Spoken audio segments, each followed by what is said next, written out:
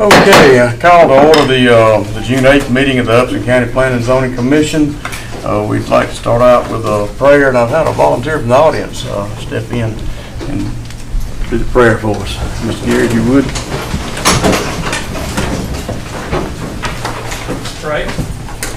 Father, we ask your direction upon this meeting this evening. Just direct the thoughts of everyone here. Pray that you would be with Philip as he leads out here. May you be honored in all that we do. In Jesus' name, amen. Amen. Pledge allegiance to the flag of the United States of America and to the republic for which it stands, one nation, under God, indivisible, with liberty and justice for all.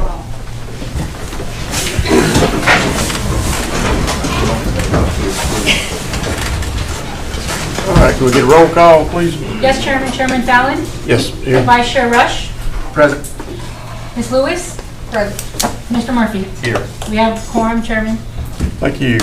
All right, we're going to see if we can adopt the minutes from the last meeting. Does anybody have any comments on the last month's meeting minutes? Any changes or suggestions? We have a motion to accept. I make a motion, we accept meeting minutes from last month. Second. All in favor? Aye.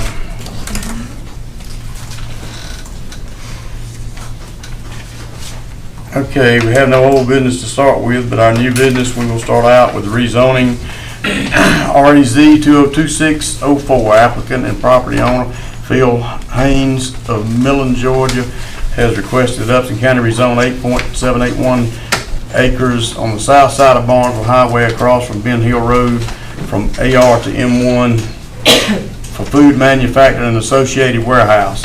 The subject property is further identified part of tax parcel 068-045A in land lots 128 and 129 of the 10th Land District.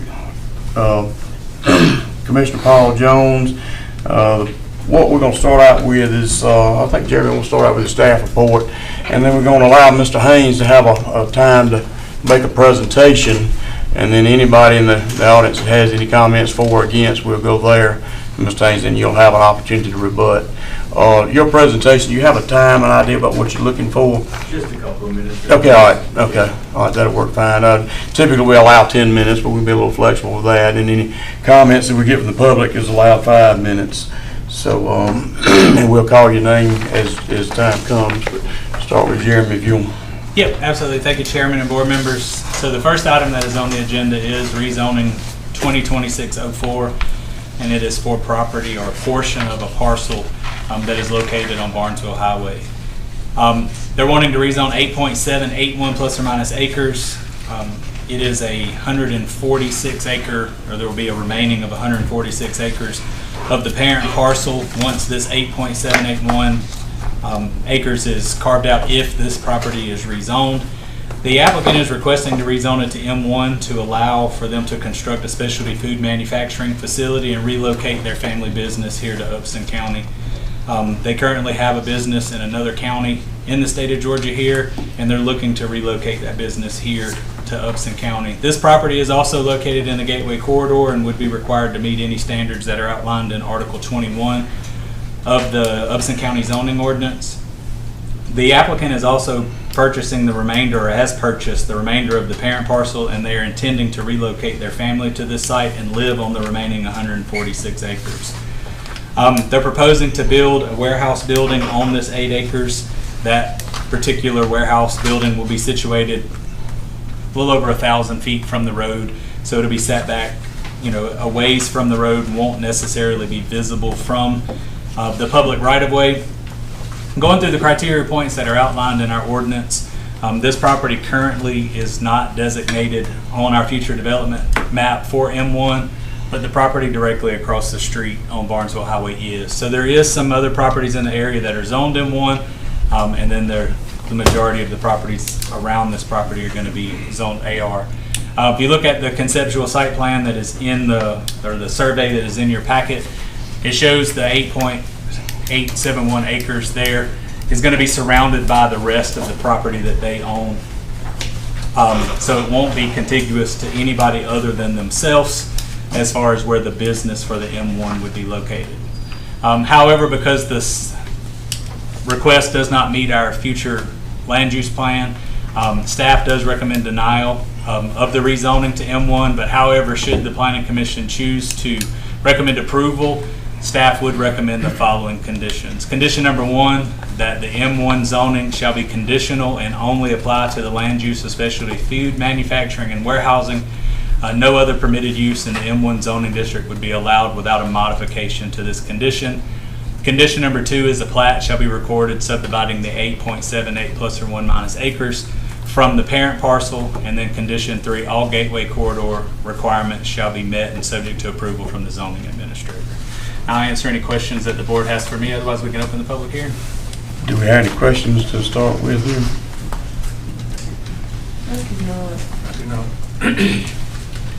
Okay, Mr. Haynes, you'd like to step up and make your presentation? When you come up, if you please state your name and your address, and if you'll speak to the board, please. Chairman, you gonna move, get a motion to move? Oh, I'm sorry, let's, I gotta get a motion to move just a public hearing. Second, all in favor? Aye. Okay. Sorry about that, Mr. Haynes. Yeah, you want me to stand here? Yes, sir, that's great. Mhm. I appreciate the opportunity to be able to make the request to the board for this. And just to give you a little information about myself and my family, in July of 2000, almost 26 years ago, I had first started a home business making jam in our walkout basement. And the whole motivation to do that was because I had several young children and I knew they would grow up and I wanted to have a family business to be able to work with them. And looking back, at that time, I guess I really wasn't sure, could I make a living at making jam? But to me, it was more important to try to find an occupation to be able to do with my family. The Lord has blessed our business, it's growing. We moved out of the walkout basement, and the location that we're at now is in Burke County. And we've been there since 2010, so almost 16 years now. But it was a little bit over 20 years ago that I contacted a Marvin Kaufman from Georgia here, and he became one of our customers and through time grew into one of our larger customers. Marvin passed away, and then his son Gary Kaufman from Thomaston here took over the business, and I enjoyed working with Gary for, approximately the last 10 years or so, and we've developed a good friendship.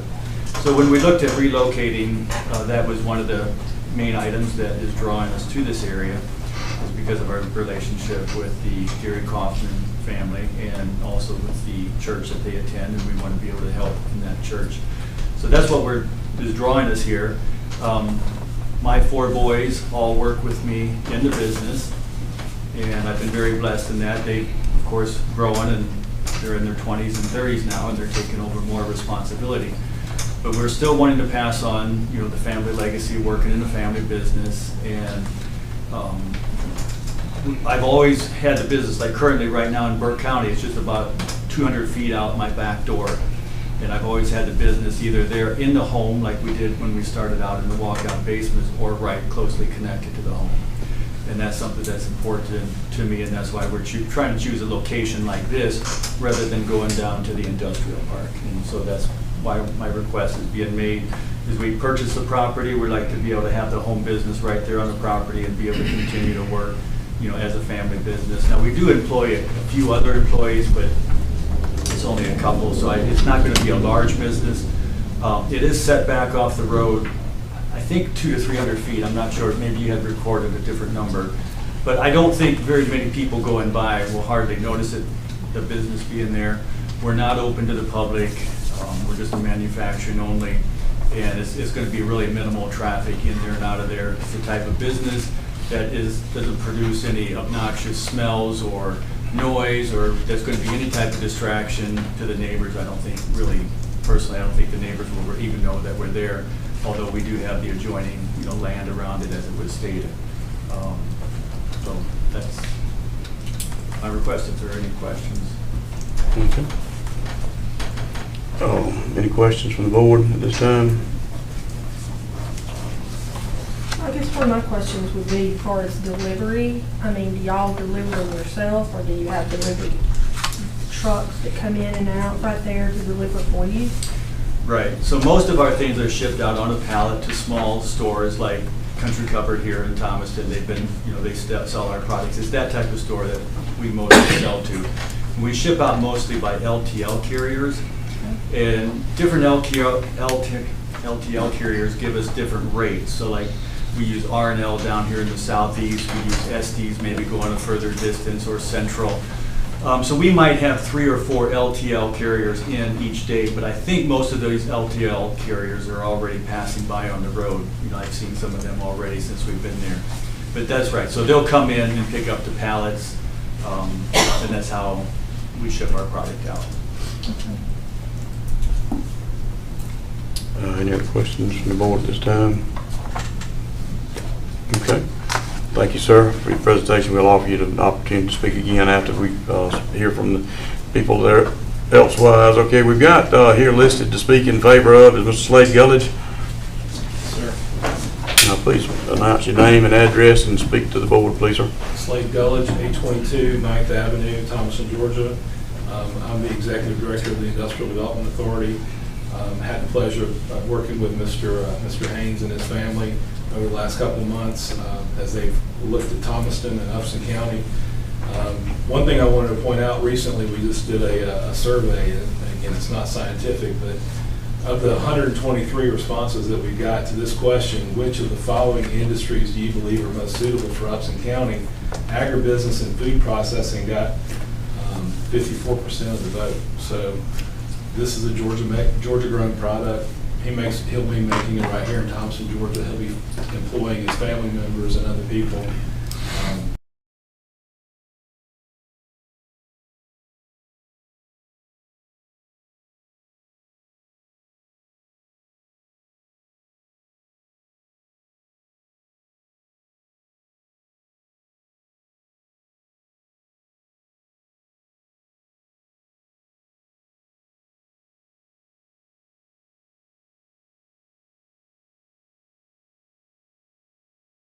And we sell their products at Country Cupboard there. So all the jams and salsas, or most of the jams and salsas you see there, are made at his facility. And I've been over there. It's he's got it down pat. He knows how to make some jams and salsas, and we mass produce it too. So yeah, we would just highly recommend bringing this family in and helping them out in any way we can. So if y'all can give approval, that'd be greatly appreciated. Thank you. Okay, that's all that I've got requested to speak in this particular case here. Any conversation with the board?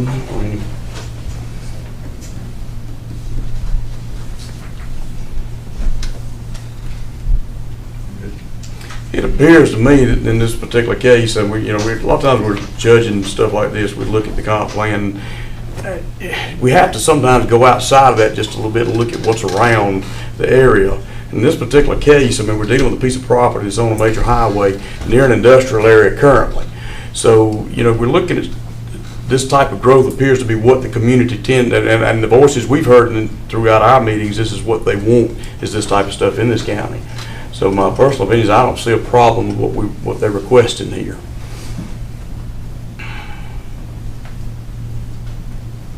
I think Mr. Jeremy stated that it's in the gateway corridor, which there'll be design requirements that if given the approval through recommendation through this board and through county commissioners, that'll be the governing body of the aesthetics, landscape buffers. They have to meet DOT access for ingress, egress. So I don't have any concerns as far as that. Okay, do we have a motion one way or the other here?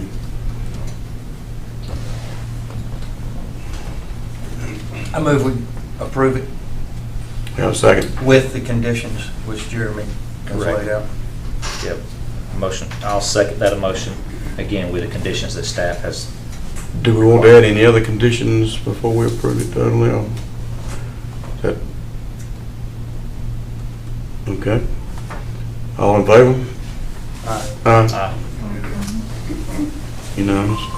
Thank you, Mr. Haynes. You can continue on, Jeremy, I know as the board, we'll move on to the county commissioners. Thank you. Okay. All right, next, we're gonna move on to the rezoning REZ 202605. Applicant and property owner, the Upson County Industrial Development Authority, has requested that Upson County rezone 222 plus or minus acres on the north and south sides of Racetrack Road, west of Mud Bridge Road, from AR to M2 for new industrial business park for the Upson County. The subject property is further identified as tax parcel number 066058 and 066030 in land lots 72, 99, 100, and 105 of the 10th Land District in Upson County. Paul Jones, County Commissioner. At this point, Mr. Govich, I think you're familiar with the process. If you'd like to step up and... Okay, do we have a motion to open the hearing here? I move we open the public Okay, hearing. second. Second. Okay. All in favor? Hold on just a second first. Okay, you have staff report. Okay. I'm sorry, Slade. So the next item that is on our agenda is another rezoning. It's REZ 2026-05. It is from the Thomaston Upson County Industrial Development Authority, and they have 222.557 plus or minus acres that's located on the north and south side of Racetrack Road, west of Mud Bridge. They're requesting to have this as the next site of a potential third industrial park here in Upson County. The subject property is north of the airport and across the street from property that is currently owned by the Airport Authority, as well as it's adjacent to the quad property that's zoned industrial right there off of Barnesville Highway. Looking through the criteria points that are outlined in our ordinance, when you look at our future development map, our future development plan, half of this property is designated for future industrial and the other half is not. This property does have some unique characteristics in that there are, if you look at the survey that is in there, there's a high power transmission line that runs right through the middle of the property on the north side and then runs along the rear property line. There's a substation on the property on the south side of Racetrack. So there are some built-in buffer areas as far as separations from where the power line is to where other stuff is. They are requesting M2 for an industrial park. That's the highest industrial use that we have. In order for it to be developed as an industrial park, M1 or M2 would be the only thing that would be appropriate for that type of development.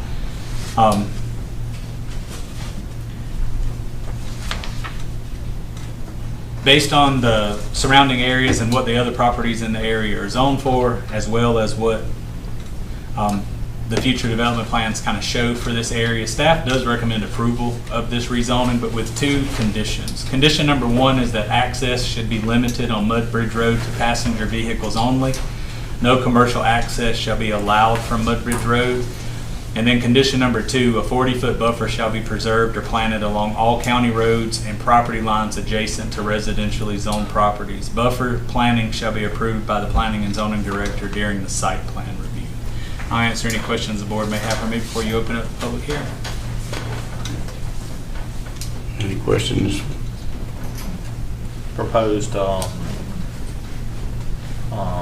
commercial vehicle access. Where is it? You said the pedestrian vehicle off Mud Bridge. I'm assuming off Racetrack is where your Yes, commercial. would be the only place that commercial would come off. Okay. I would have a comment. Having sat on the IDA board for 6 years, this property has always been valuable to Upson County. The airport is probably one of the most valuable assets that Upson County owns. The state of Georgia recognizes that. The state of Georgia looks at us for many things. I In my opinion, it would be a good addition to the industrial park. It protects the airport. It also expands the industrial park, which we need more acreage due to the inquiries that we're getting are becoming larger and larger. So I think just personally think that it is a good fit for the industrial park, particularly with quad on one side and the airport on the other. I guess one of my questions, it's probably going to go to Mr. Gullich when he gets that. Would this be proposed when you're looking at someone that might be coming in as a whole piece, or are you looking at some point of dividing? Like dividing the property in any way? Mr. Gullich, if you're going to give your presentation, then we've opened the hearing already. We get a motion to open. Oh, we didn't take the motion. Okay, we get to take a motion to open public hearing. Motion to open public hearing. Second. All in favor? Aye. Aye. Okay, Mr. Gullich, we'll start again. That's fine. I'll just be very brief, Mm. and I'll answer your question. Okay. So the Thomas and Upson Industrial Development Authority has acquired and assembled these parcels for an additional industrial park. We believe the strategic investment is intended to expand our opportunities. We've gotten a lot of inquiries to Mr. Rush's point. We have limited numbers of parcels still in our grad certified park that's near the airport. If we have a couple of things land, we'll be out of acreage in that park. So again, the value of the airport, the value of this potential industrial park, we see as part of our mission is to be looking ahead. So, to answer your question though, we don't have a plan for that, but we do have to have it entitled for us to be able to market it and to be able to market it to the state specifically for potential state projects. Okay. Thank you. Yes, ma'am. I'll answer any other questions. but- Okay. Okay, we've got several people that want to speak against this, and I call first Mr. Rusty Blackston. You all did receive a letter that I left in front of each of you. I think that he's going to speak to as well. Okay. Blackton, 387 Fanborough Road, and gentlemen, I gave Jeremy a letter from adjoining property owner that adjoins this property. I'll say would be on the north and west side of the property we're talking about. We've decided years ago that we want to keep up the county rule, but we continue to take more ag land away bit by bit by piece. I understand it is a good location, don't get me wrong, I see the point. But will the IDA have to adhere to the same measures as Trey Moss did last month when he came up here, that you required him to tell you what he planned to do with it, show you site preparations, architect designing, landscaping, all that, or just this board just say, we're going to change it from AR to M2, and not know what in the world's going in there?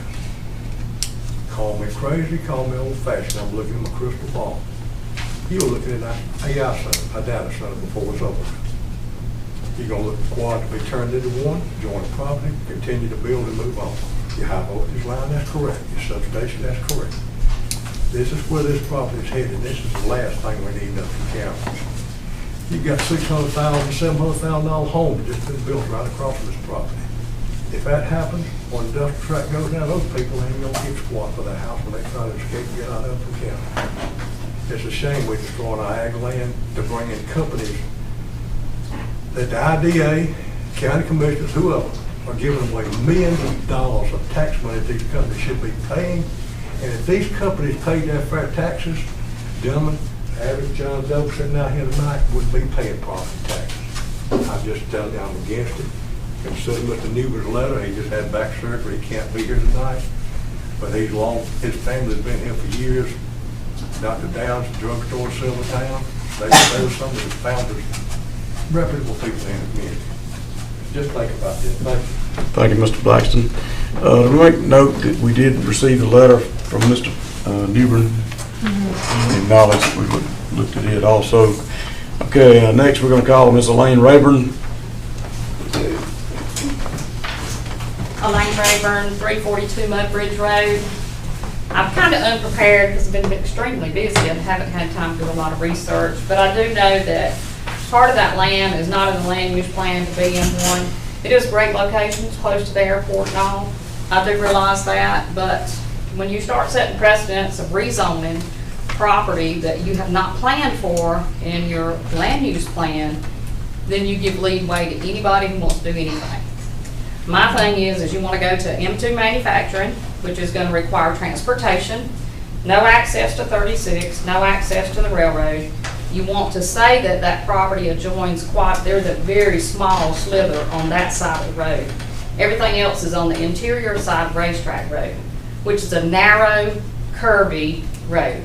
I'd say not suitable for trucks. So with no water, no sewer, no access to the highway, and no access to the railroad, I don't know where we're going with that.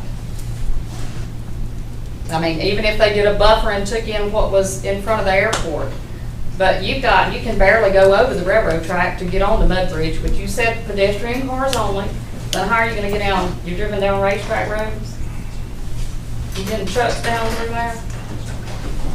It's just not gonna happen. But anyway, I do live over there and it does affect me and my property value. So are they gonna decrease my property taxes if they do this? No. Do you know what you're gonna put in there? No. If I wanna rezone, you have to know what I'm doing. So I'm definitely opposed to it. Okay, thank you, Ms. Rayburn. Okay, next we have is it a Brandon Muse? Mays. Ma'am? Mays. Brandon Mays, okay, all right. Uh-huh. All right, thank you. Would you like to step up, please? Yes, Brandon Mays, I go by Brandy. I just recently, in January, purchased the house at 28 Mudbridge Road. We are new to Upson County. And what started out as our dream home, what we wanted to live in for the rest of our lives, has become a nightmare. This, if it goes for what they say, I think it's going to be data centers, or it's going to be a ton of trucks. And do you think they're going to, for 1 minute, avoid Mudbridge to get back there? They're not. This is supposed to be my forever peace of mind. And these are not cheap houses. This is my retirement. And if you vote for this, you are telling anybody in Upson County that doesn't matter if there's a big tract of land for you that they want, it don't matter what it's owned. I'd like to know what percentage of that, how many acres was on y'all's land use map for M2. Anybody know? I'm sorry, ma'am, this is a comment section, we're not, Okay, yes, all ma'am. right. Well, I don't think it's very much. I've seen it. To me, it looks like from Racetrack Road forward to Highway 36. And there's a big, not half, there's a big portion of it that is agricultural. When we bought this property, I looked at that. We bought this property knowing that there's an airport there, knowing that it's quad and that it could change to something else. We heard the news. But we also learned that all that was agricultural behind there. And we purchased a home in this county to stay in from now on. Now, do you think if I chose to leave, I would get my money's worth out of my house now? No. That's going to drastically reduce my property value, which is going to make me stuck here, whether I want to stay or not. I would like to, but this, I'm against it. I don't think it's right. Thank you. Yes, ma'am, thank you for your comments. Okay, that's all we have. Anybody else? Nobody else signed up to speak? Mr. Slade, would you like any replies to any of the stuff that's going on? Okay, I'll just say, in our documents that were created in 1964 and then updated in 1982, it says that we are charged with to do all things within our power to maintain, enhance, develop, promote, and encourage the employment opportunities in trade, commerce, and industry in the city of Thomasville and Jefferson County. I feel like we're doing that here. I feel like we're planning for the future. thank you. Okay, any questions or comments from the board? Any discussion from the board? I understand the concerns, and I would be concerned too if I was a citizen in this area, but also understand the need for growth commercially in order to help with the growth of this community.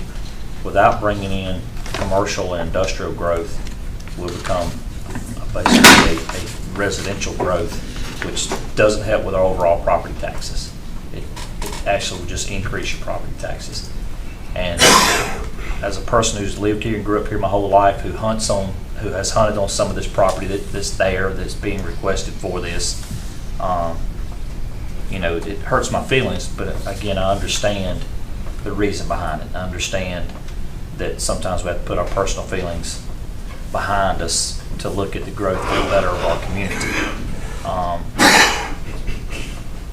This is an opportunity, I think, that was looked at by the IDA to increase the industrial tract that is just extending what is currently there now and crossing over to behind the airport, which is where this property currently sits. So I do have some other things that I would like to see if this is decided upon. I want to hear what some other board members have to say about it and just discuss it further. Well, if it was to be approved, I think we should increase the buffer. Tremendously. That would be the comment I would have. And I do have a question. That was one of my notes. To Mr. Slade. It was brought up sewer service. Yes, sir. How's the property going to be served with sanitary sewer? Once we have a project, we will work on that with the city of Thomaston to make sure that we get appropriate sewer and water going to the site. Where's the city's position on that? Because they can be a little difficult sometimes Sometimes. with sewage. But usually we've had a very good relationship with the city and have worked with them on multiple projects, whether they came to fruition or not, but going through the process, working with their engineering team and deciding, figuring out what the cost would be and whether it made sense to us. Well, when I say difficult, that difficulty comes from their capacities, right? And how they Yes. divvy up and Correct. allocate those capacities. Correct. We would obviously have to go through the process of looking at that and judging it based on each project. Because without sewer, you don't have a park. You're right. Going through that tremendously in the other areas that the IDA That's currently owns and markets. Yeah, we're actually doing, for our current grad certified park, we're actually going through the process of getting a grant, or we've applied for a grant that's actually going to, part of the money that we'll be spending on that is actually going to help with a new lift station that would actually increase the ability to move, stuff from the park to, the ultimate end goal of that place. So. And I apologize, I might know a little more than I should, but what about the existing sewer service to the park? There was a plan to increase that capacity. Is that still in play too? It is still in play. And is that going to be part of this service system, or do they not interact? The service system currently to the park and this new track? This would be completely different. Okay. So we would, once we get it entitled, then we can start having those conversations with the city. Thank you. Thank you. Would there be any potential for maybe looking at the roads to get a better road in there that would be better for the commercial service? Is that anything's been considered or looked at? Is there a path to get in there for that? We've talked about that, and we actually had a meeting recently with the DOT and talked to them about that as we were, going through our due diligence on the project and talking to them about, the 36 access and then also what we would need to do about Racetrack Road. So it's all being considered. Mm-hmm. Yeah, that would have been my question, because of the constituents' concerns is, how would you access this property? And because, of course, Mudbridge or Racetrack Road, they couldn't handle, and I know you said that it's pedestrian vehicles only, but when I'm looking at this map, how would you get to it? You cannot access the property from Mudbridge Road. You can access Mudbridge Road to access Racetrack Road. Yes. Yes. So they would not be able to go from Mudbridge into the property. That would be a restriction that was placed on it by the Planning and Zoning Commission. Okay. I would add that there should be no vehicular traffic on the Mudbridge Road if this gets approved. Oh, I Right. don't disagree with you at all. Right. I mean, I agree with that. I mean, there's a very large power line that runs along that side of the property. I wouldn't want any traffic going underneath that power line. So, Are there any preliminary site plans, sketches, napkin, drawings, anything? nothing at this point, no, sir.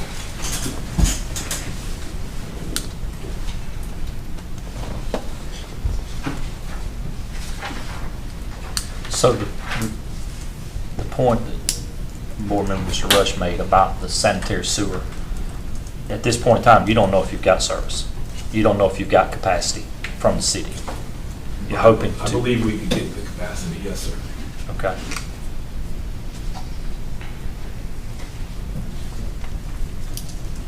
I would be more inclined to entertain it if we knew sewer service was an option.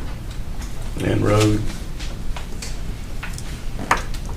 But if we don't know that, what are we approving?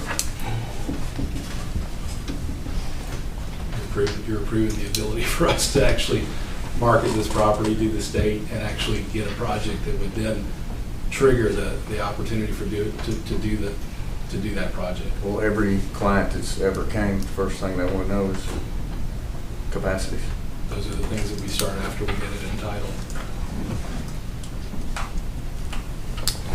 I mean, when I went out there and looked at this last week, I mean, my first thing, and I guess it's because my son-in-law worked for the railroad, there's a lot of hoops you have to jump through when you start crossing a railroad with anything. You know that, I'm sure. Yeah. Have you had a conversation with the railroad industry? We had a conversation with Cater Parrott, who operates that line. Okay. And discussed it with them, very preliminary. Okay. Preliminarily. But they said that they would definitely work with us, the DOT would work with us on egress and access points and the way that we would design that. So, Mr. Gills, you talked about entitled. Entitled means you have all permits in hand. Entitled means you have all approvals for service, sanitary, sewer, access, erosion control, state, federal, whatever you need, building permits entitled. I meant specifically for the zoning person. Okay. Entitlement for the zoning. Because if we don't have the zoning for industrial, we can't market this to the state, we can't market it to anybody for an industrial project.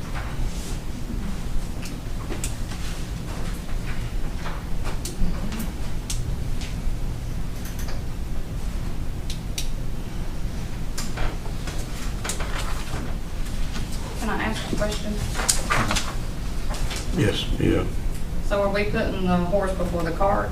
Should they not get all this in order first to know what we're working on? Or can they look at power line buffers? I mean, I'm just looking at it as a citizen, if I came to you with what they have, I wouldn't get anywhere.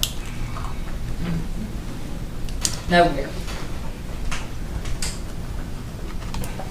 Okay, any other questions or comments from the board? May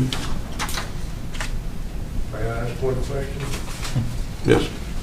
Does IDA own this property? Because as of this afternoon, it's listed for sale out there. We own it. You do own it? Okay. Sorry, I should have. No, you're fine. We own it. Mhm. Okay. Do you have an intent of what you're going to look at for marketing it? When we start, what you, if and when you put it into the state market, I mean, do you, in your forethought, do you know what you might be looking? I mean, you just looking at opportunity for the community, adding jobs. Yes. Such as, we've just lost many jobs in this town. So I guess that's my thing. Have y'all even had conversations with anyone yet? I've had conversations with the partners that I work with at the state, Okay. and they've expressed to me that once you have it entitled from a zoning perspective, that's when they can actually put that site on their state, inventory of sites that would be then looked at by anybody that's coming to the state looking for industrial projects and industrial property.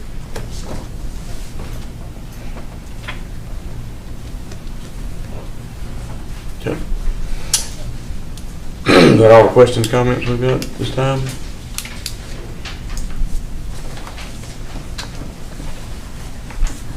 That's all I have. Okay. I have a motion to close the hearing. I'll make a motion to close the public hearing. Second. All in favor? Aye. Okay, at this point, we're looking at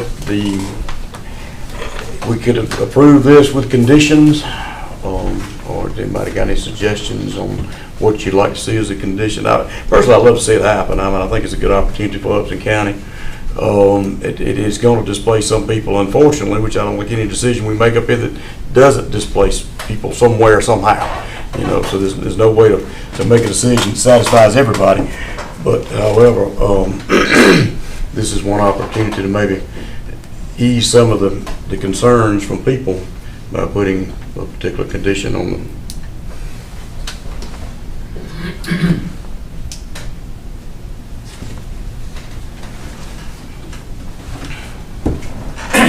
I am concerned about not already having the sewer figured out. That has been a big hurdle with us in the IDA, you know as well as I do, Chase. And I'm not so sure we've worked through it on the first phase, which I'm not sitting there anymore, so I don't know that. If you have a large tract that we can't serve with sewer, I don't know what we do with it. And then it's rezoned.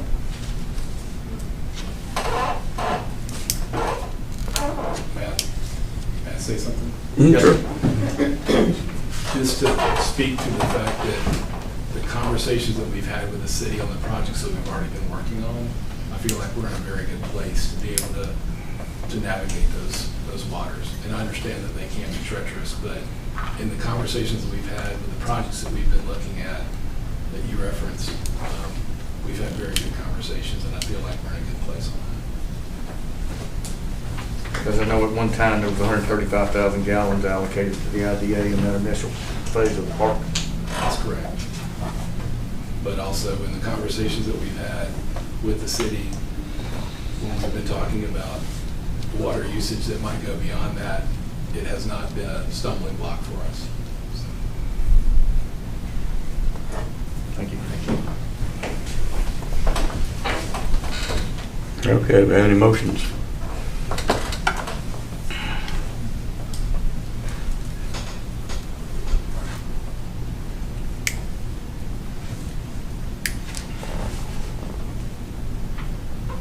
Comment I stated earlier. We must pursue growth here.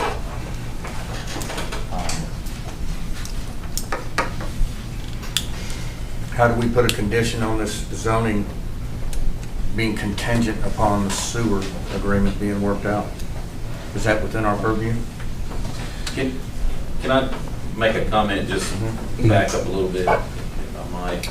It just, I'm just sitting here thinking about your comments and concerns. It just seems to me that if big business does come to that area, and I say big business, that it is going to require the sewage and the water. So, Or it will not come. or it won't come. So that's, at least in my mind, that's how I'm thinking about it. We're gonna, if it's gonna answer itself, so to speak, and I could be way off, but no big company's gonna come here without. We've already had that.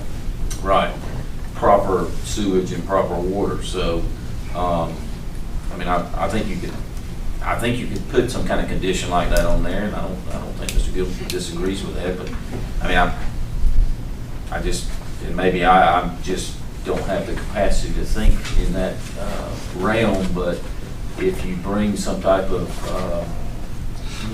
another card graphics or something like that, how can they operate without sewage and water? Well, That's they the way I'm can't. looking at it. But does the sewer treatment plants that we have currently in place have the capacity to up that demand? The answer may be yes. It is, they do.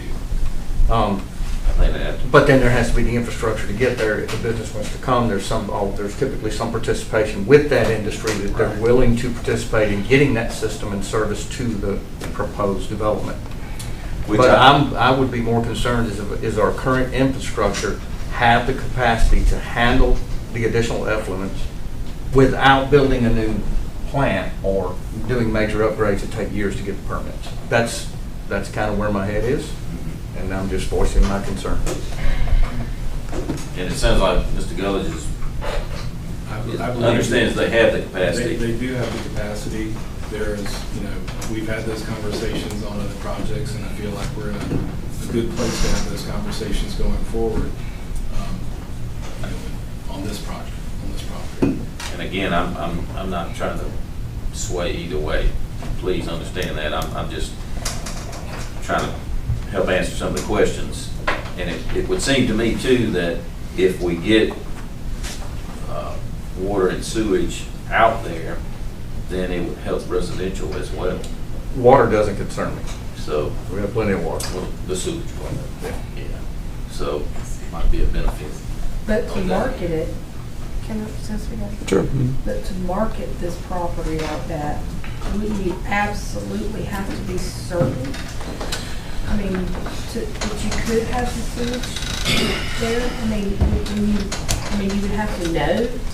Because if you, like you say, you leave the horse to water, and then it's like, sorry, you can drink, but you can't flush. You know what I'm saying? The first thing that we have to do is we have to have certainty that we could actually do an industrial project on the property. Yes, sir. We can get the water and sewer there, and I believe that we can overcome whatever capacity issues we've had in the past with regard to the city.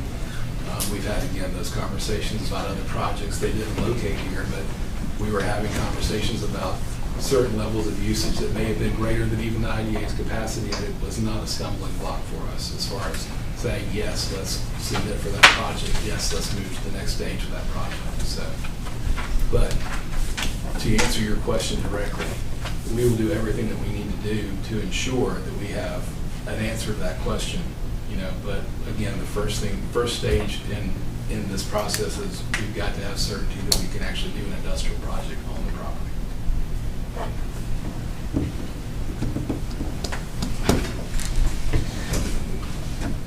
Chairman, I don't know if did you want me to address the other issue? Would you please, yes, sir? Sure. Just for the record, the chairman asked me to look into any potential conflict of interest with him being the chairman and this involving the IDA. I looked into it. There's no, in my legal opinion, no conflict of interest present. There's no personal gain. There's no financial gain here by Chairman Fallon making any kind of vote or comment or statement regarding this matter. So, Okay. and I appreciate you actually came to me with that. So Yeah, I we want to appreciate avoid that. any appearance of Right. impropriety with this situation. The only comment I'd really have is on the roads, the transportation access. I'd like to maybe put something contingent on a road or something that gets us off of county roads, because that's some of the things we've looked at in the past is some of the heavier traffic we don't want to put on the county roads that are not designated for it or not capable of handling it. And just that there has to be some form of formal entrance to the park, separate from the back county roads. But beyond that, I don't have an issue with, as we've spoken, that the sewage thing, I know we're going to potentially rezone it, but however, I think the faith in the board that they can make this happen is what we're judging on.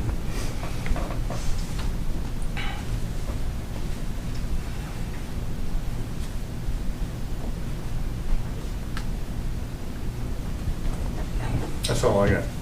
Okay. We have some motions.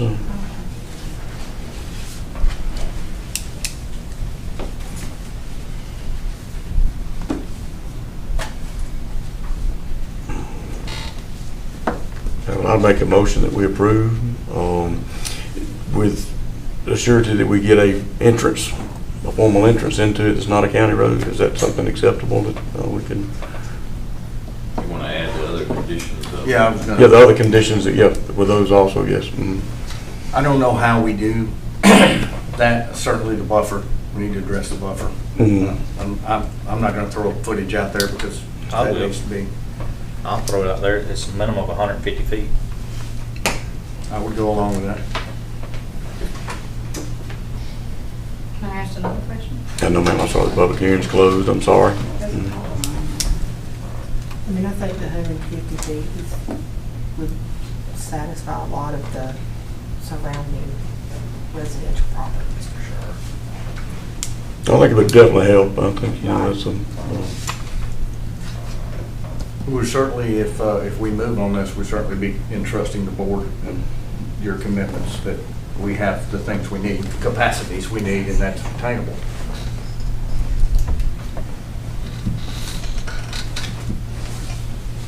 If you don't, you don't have a park.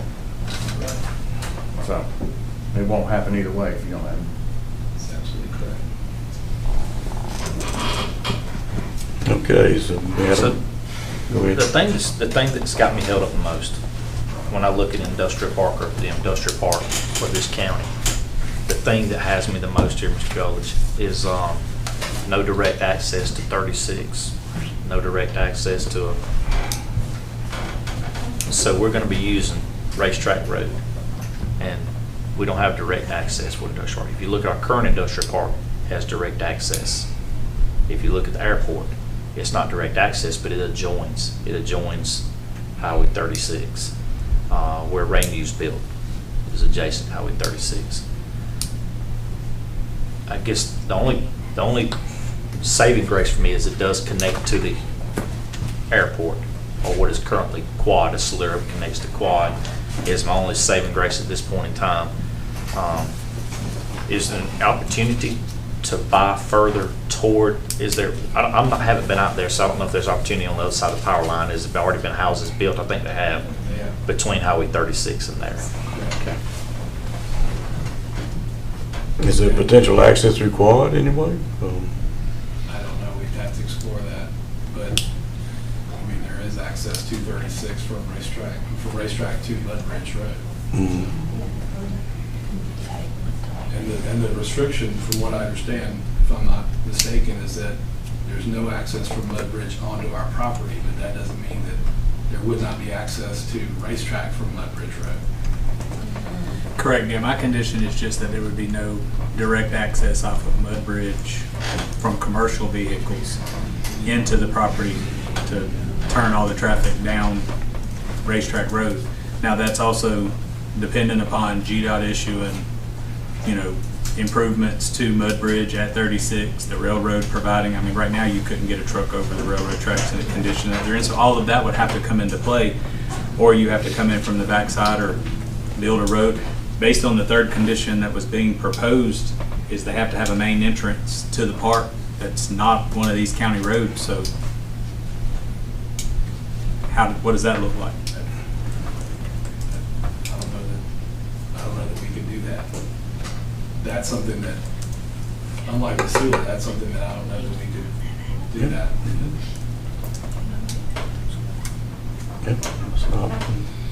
It was brought up as a potential to maybe table this until we can get some more answers to the questions. I mean, the biggest thing, I'm like Marty, is the road. I mean, Mudbridge is, number one, because of where the railroad is. It's like, you can hardly even go over it, and I probably wouldn't attempt to even pull in a travel trailer because of the way it goes in. I think we need to explore how we can egress this property before we vote on it. Okay, we've had conversations with the DOT and with the railroad preliminary. Right. But they did not express any concerns to us about us being able to do that, which gave us some of the things that we needed to do during our due diligence period to actually move forward with the purchase. I do know that the IDA has a good relationship with Cater Perry. Yes. I don't think that would be an issue. It's not. I just have to say that. Now, I don't know how the IDA works with the DOT, and I don't think anybody gets any favoritism, so that is what it is. It is what it is, but we did broach that topic with them when we met with them earlier this year, and we also had conversations with Cater Perry, which all seemed amenable to working with us on a long-term plan for this project.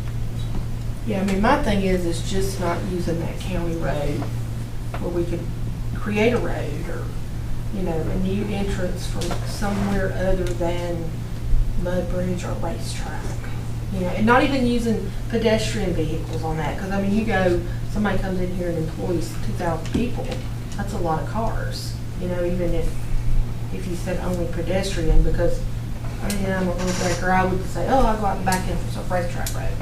And people will do that, and I hate to say that people will do that, but I would do that. But I don't know, that it's just the concern of using that road at all.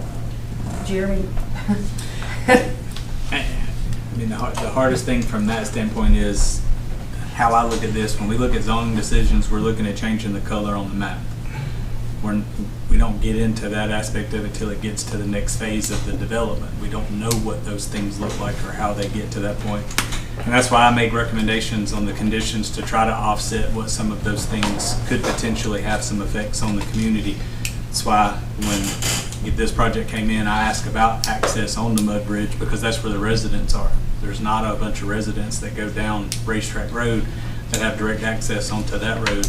You know, there are some various things that could happen. I mean, you could come in from the backside of the airport and access it that way. Is there a way to get the quad road back to this piece of property where it dead ends in the quad? I'm sure there's always an option for something, but I don't know what, at this point, like I said, without having all of those details in place, I can't really recommend any kind of condition that would say this is how it would go because we don't know what, I can't put a condition onto another piece of property. All we could do is limit what we have.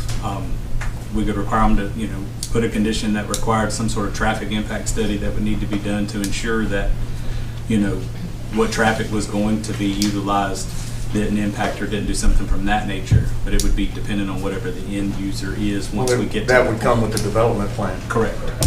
Well, technically, if we want to require a traffic impact study, it should be required at this hearing.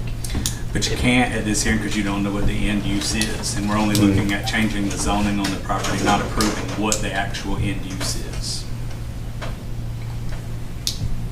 So even if approved, any project would come back to us as a, I mean, you could recommend a condition that any project had to come back, before where that'd be a condition that you could place on it.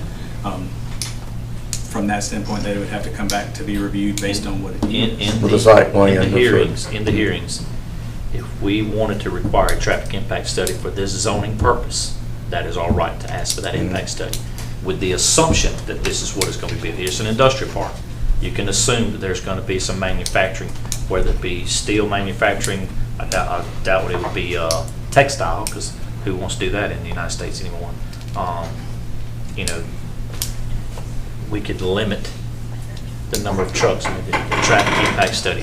Obviously, we've had industrial tracks built like this across the United States. They could say, this is what you could look at. If it was a gun manufacturing plant, I know one of the gun manufacturers, Beretta, looked at coming here previously. So, the access is a critical point for me, because that's key. I mean, you talk about bringing tractor trailers, after tractor trailer in and out of this industrial park, similar to what goes in Dart, similar to what goes in what was Quad, all those industrial places. So that's just a key part for me. I think we can address the buffer, we can address any of the other, whether we have access off of Mud Bridge or Racetrack is not a concern, it's just the main commercial access. Again, water and sewer will be worked out. Mr. Culler's in the city.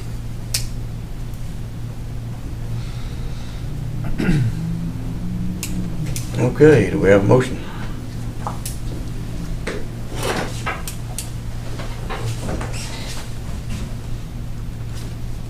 Y'all can always table it to request options, to give the IDA an opportunity to come back before the board to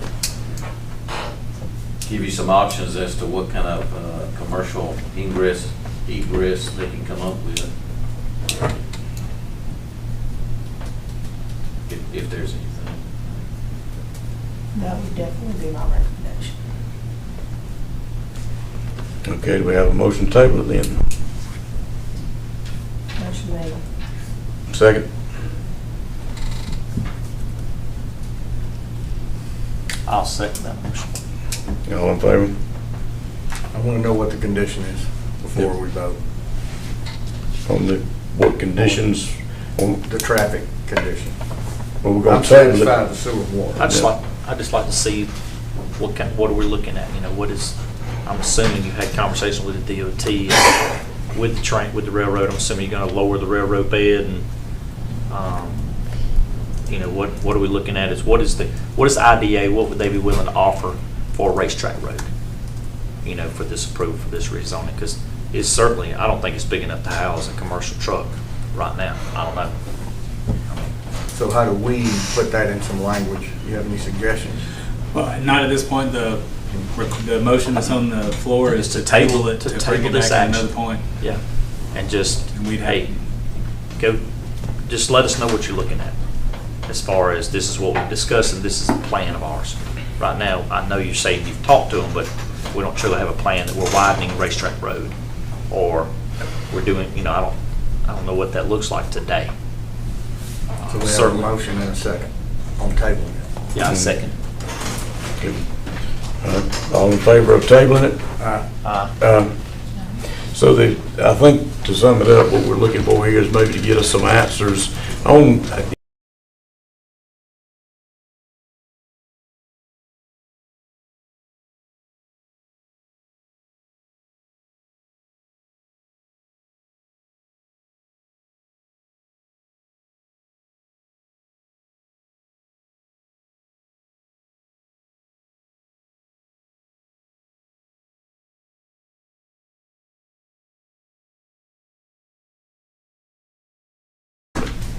Very well, thank you. Thank you.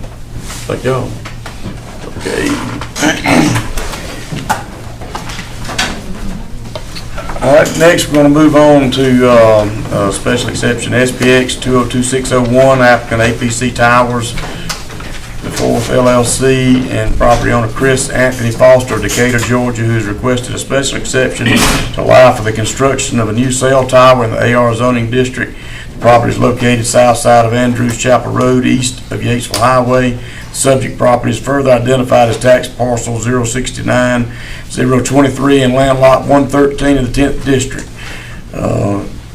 Commissioner Chris Biggs' district, we're going to have a Yes. Thank you, Chairman and board members. So the request that is before you is a special exception for a new cell tower. The cell tower is the location is approximately 1,000 foot east of Yatesville Highway on Andrews Chapel Road. Currently it's a 51 plus or minus acre tract of land. And per our ordinance, there's criteria points for a special exception, and then there are separate criteria points as far as a special exception for a cell tower. Based on the proposal, the applicant is requesting to build a 259-foot tall guide wire tower. The nearest residential structure to this tower is 1,672 feet. The properties in the area are either used for residential or agricultural uses currently. The nearest tower to this tower is approximately 2 miles. According to the applicant, through their search, there is no other, the tower owner that's proposing to this does not have any other towers in the area, nor is there any other structures that meet their needs for their service area. In your packet, there is also the letter that the applicant's representative who is here, their attorney that is here, prepared answering all these questions. There's also a zoning coverage justification that shows where they're lacking coverage area, where T-Mobile has lack of service area, and then where their closest towers and things like that are, and what it would look like once that tower is put into place, what the coverage area would be. There's also pictures of what the tower would look like. There's the visual assessment of where that all would be, as well as a copy of the site plan proposal of their construction drawings that are there. Staff did review this request based on the requirements that are in the code. Staff does recommend approval with 2 conditions. The first one is that all landscaping requirements of the Upson County Code for cell towers would be adhered to and approved during the planning stage, and that the tower would be limited to a 259-foot tall in height. I'll turn it back over to you, Chairman, to open the public hearing. The applicant's representative is here, and they also have a presentation that is on the computer for us to be able to see when they come up to present this. Okay, have a motion to open the public hearing. Move to open public hearing. Second. All in favor? Aye. Okay, and I'm sorry, but I cannot read this, the name on here, so I apologize for that, but if you would step up and present to the board, please. Good evening. I'm Antonia John, 935 Main Street, Suite C4, Safety Harbor, Florida 34695. As you heard, I come before you today on a special exception for a 259-foot tall guide cell tower for T-Mobile. I do have some maps to show you today, and all maps I show up at the north. May I move over to the middle table just to Sure. run the computer? Sure.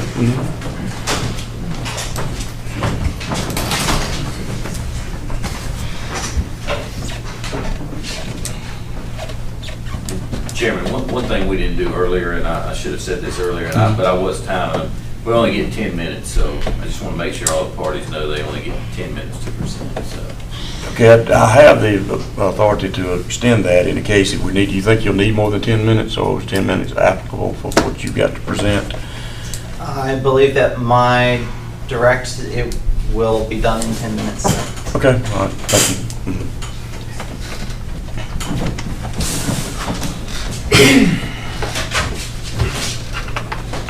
So, as you heard,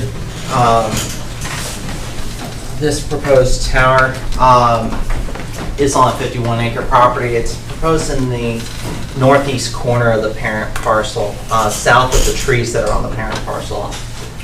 I have applied an arrow showing the approximate location. This is pasture land. There's trees on the north side, and then there are trees to the east, the south, and a little bit to the southwest.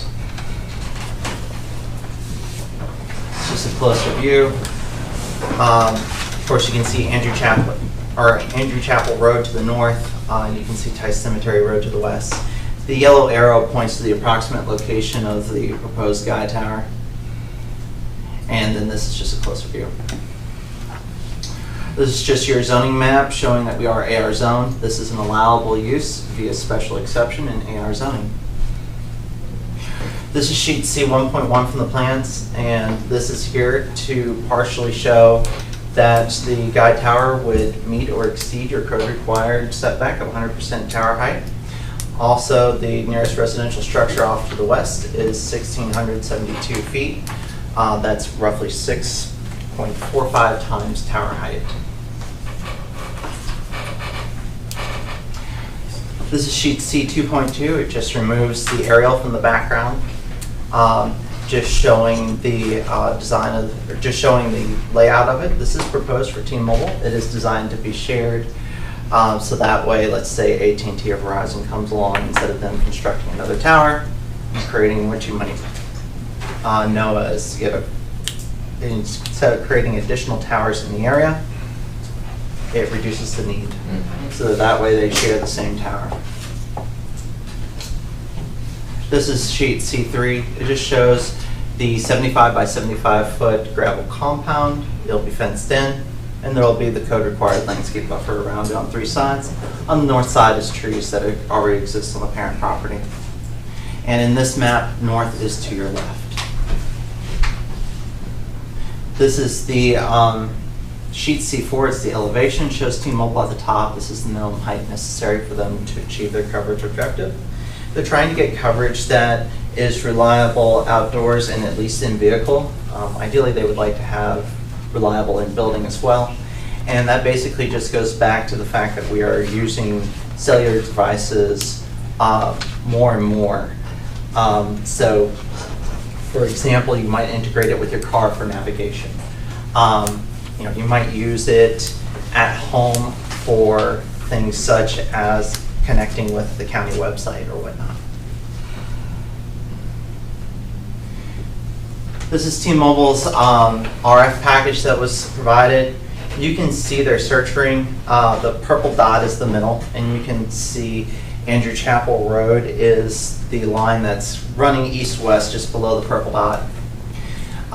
Basically, a search ring is the area where T-Mobile can place this antenna setup, right, at the height that's proposed, and be able to solve the coverage objective.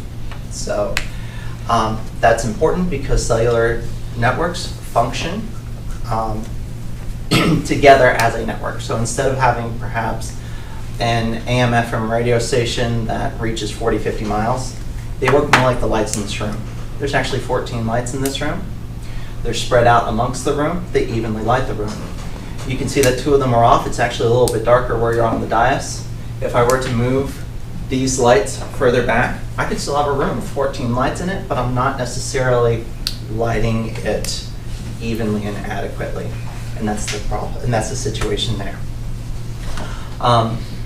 Also, expansion of cellular networks just into more rural areas is part of a federal initiative that's been going on for at least 10 years of providing rural wireless connectivity. It's an infrastructure broadband connection.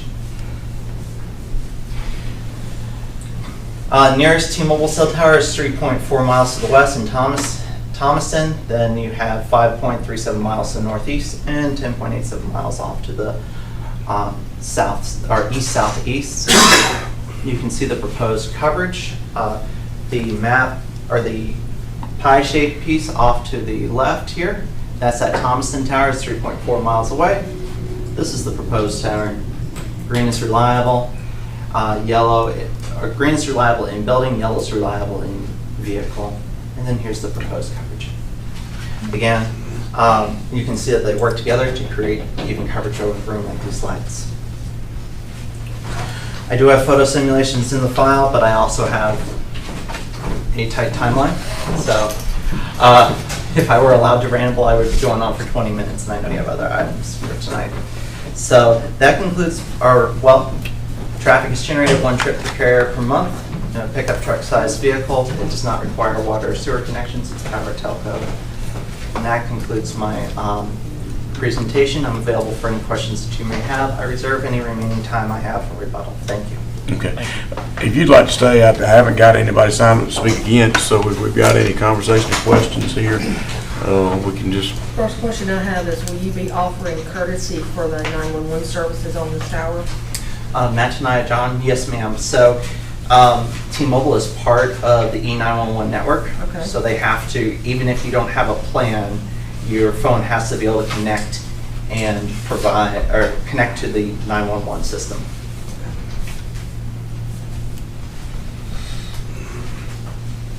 I have no comments.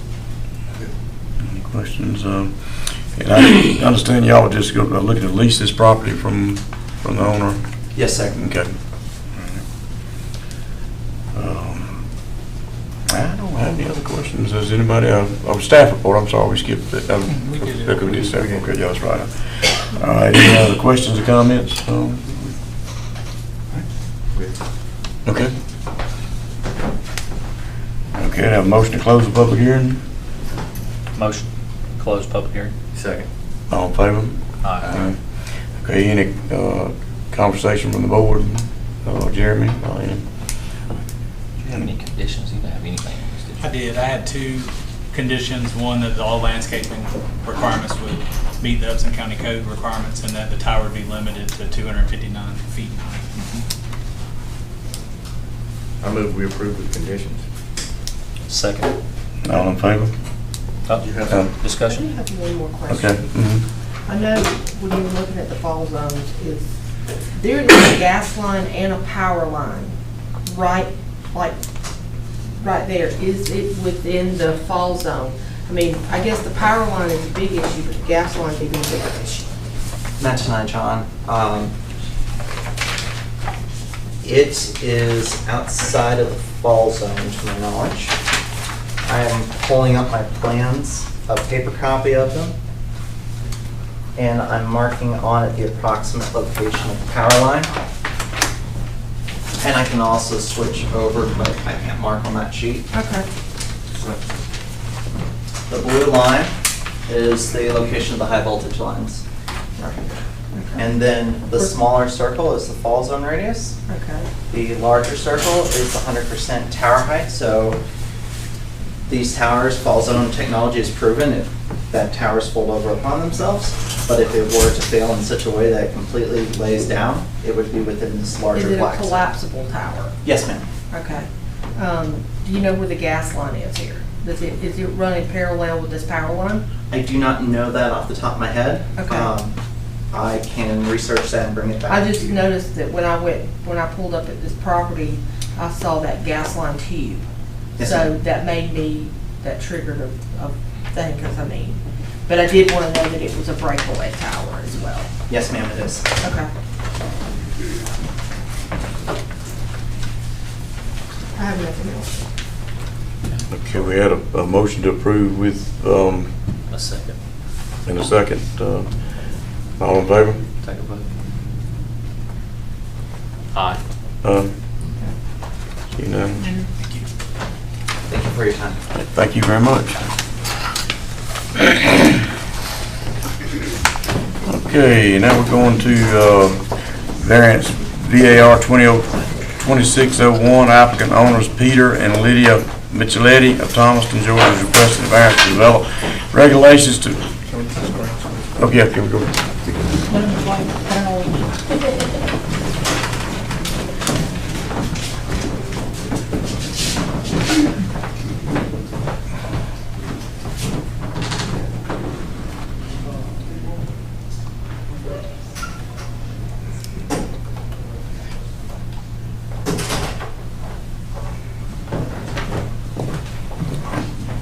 To allow the creation of a new 5-acre tract that would be landlocked.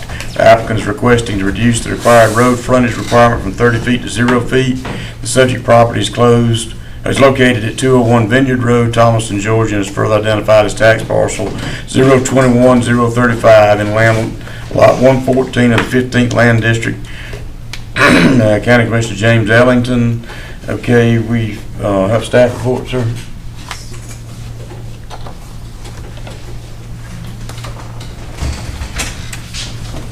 So the request that is before you is a variance to reduce development regulations.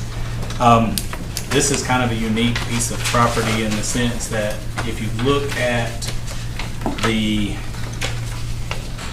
survey that is in your packet, or if you looked at the map from the tax parcel, the county road dead ends at where this property is. But then there are some private easements that continue on beyond that, and there are multiple parcels that are accessed off of this easement that is there.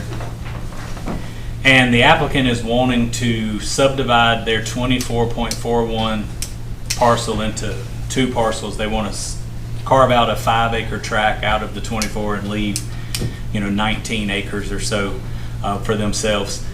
Their 19 acres would have the frontage of where the road ends now, and then this 5-acre piece would not have any road frontage at all.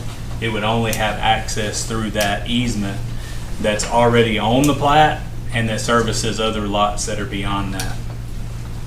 So based on our ordinance, variances there are criteria points that are listed in our ordinance specific to variances and how variances should be looked at and handled. Based on those criteria, the variance is granted only in individual cases where there's extreme hardships, results in the requirements of this ordinance can't be applied to this particular piece of property.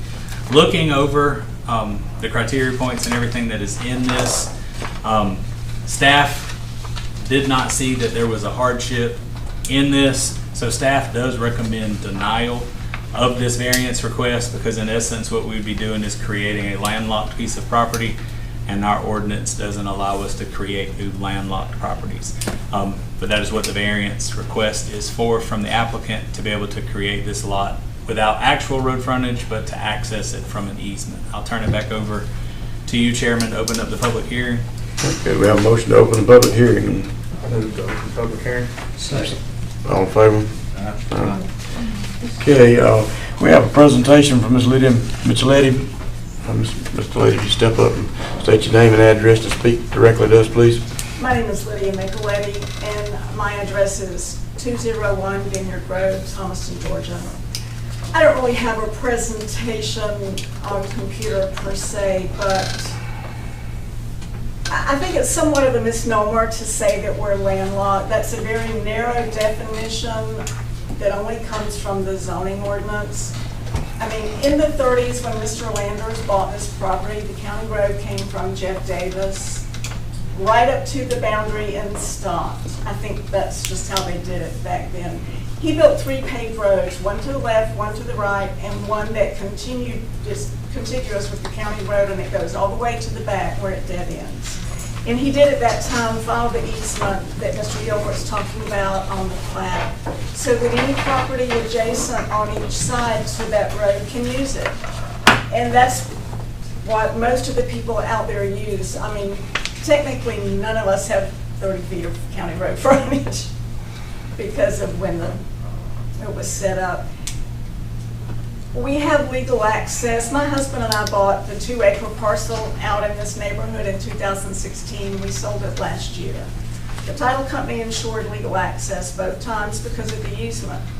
And physically, the whole side of this proposed lot runs down this paved road. You've got a nice paved road on one entire side that runs right into the county road. If you go down to the corner of this proposed lot, you are 10 feet from the county road. And it's connected with this other paved drive. I don't think granting relief under this variance is any detriment to anyone. It's certainly in keeping with our neighborhood. We have 4 houses out there. It's rural, there are large lots. It's a really nice, quiet little community. And I don't think that really granting this would violate the purposes of the ordinance in any way as far as access is concerned. And that's what I've got. Okay. That's a question. Ma'am, you might as well say we're gonna have some questions if we can ask them of you at this time. Sure. Is the easement you're proposing using for this tract owned by you, or is it owned by others? It goes with the plat. Anyone that has property on either side adjacent to this paved road they've got the right to use that easement. There's a house at the back that uses it, the 2-acre parcel uses it. But it's not deeded to this property? No, sir. Thank you. It's not deeded to any one particular parcel. So when you get to the end of this road and you take a left, which goes down to a house that's on the right down there, that way. That's our house. So that's your house? Okay. 24. So this is not your house, like when you get to the end of the road straight across? That's just showing where the county road stops, and then the 3 roads are built, and that house you see there is the 2-acre parcel. Okay. So that your house is the one that's at the end on the right? I went to an estate sale there, maybe? Not long ago? Probably last year, yes. Okay. Yeah, that's when we bought it. So that's not a deeded easement, that's your what I consider your driveway? Or is that We part of own the our property? driveway, but the one that would front this proposed lot, no. It's not a separate deeded piece of property at all? No. So if you look at this is the survey for the property.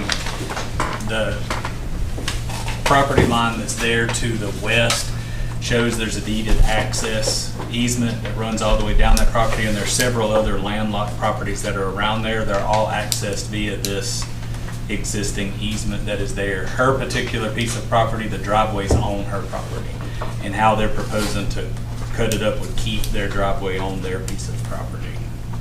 So I have copies of the easement. I turned it in with my application, but I didn't see that it was on the one that was emailed to me. It's referenced. One thing about an easement, someone owns it. Who owns it? So my question would be, and this may be for Mr. English, have we seen the easement? Have we seen the language of the easement that grants, so majority of the time, an easement grants all properties that adjoin this the availability to access ingress and egress off of this easement without reading that, without either staff and reading it or it being in our packet to read. It's not clear if they would truly have access off that. Yeah. I would make an assumption. Yeah, there's an easement that they are granted. The property has, all the properties have access from an easement that was granted in 1969. Okay. But for the current property, not necessarily described as future expansion potential. Well, I mean, you're just subdividing it up for another parcel to use that easement. If it goes with that land, it goes with that land, whether it's part or whole, it goes with that land. Correct me if I'm wrong. Correct. But the point that I'm looking at is we don't create lots off of easements. Our ordinance requires every lot to have road frontage, is the reason why my recommendation is for denial, because it violates our zoning ordinance. But I don't make final decisions, just like I explained to the applicant. The ordinance, the way it's written today, when this was done in 1969, we didn't have a zoning ordinance. That's how they were able to do all that they did, where you find a whole lot of landlocked pieces of property in the community. But what our ordinance requires today is for every lot to have a minimum of 30 foot of road frontage. To where currently this piece of property has close to 30 foot of road frontage where it ends at that road. But by subdividing this piece out, this piece will have 0 road frontage. We'd in essence be creating a brand new landlocked piece of property. Even though they do have a right to an easement that is there, but we would still be creating a piece of property that didn't meet our zoning ordinance, which is what necessitates this variance. Most of them out there don't meet the zoning ordinance.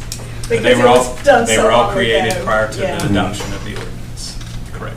There's actually one vacant piece right now that's going to be both landlocked and a flag lot, if that's possible. So we'd be creating a non-conforming lot. Yes. Okay. Without the variance, yes. I mean, with the variance, you're going to be creating a legal non-conforming lot because the variance would make it legal.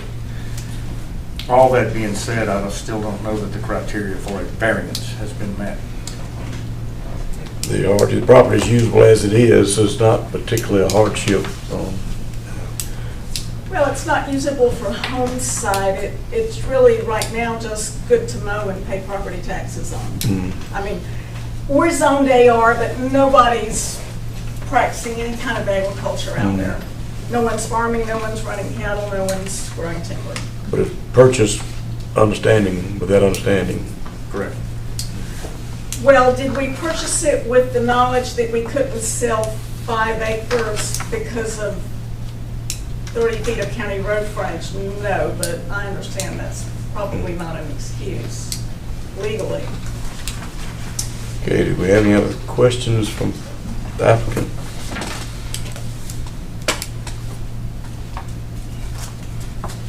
Okay, do I have a motion to close the public hearing then? Thank you, ma'am.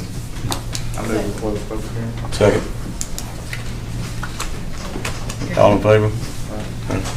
Okay, board discussion. As I see it, like I said, I don't see the hardship in the situation.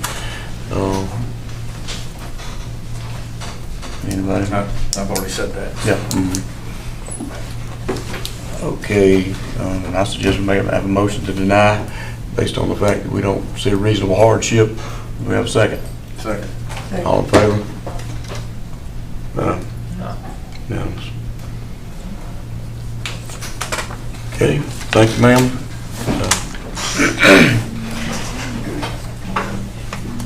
Okay, do we need, anybody need to take a break before we move on? Take a 5-minute. Okay.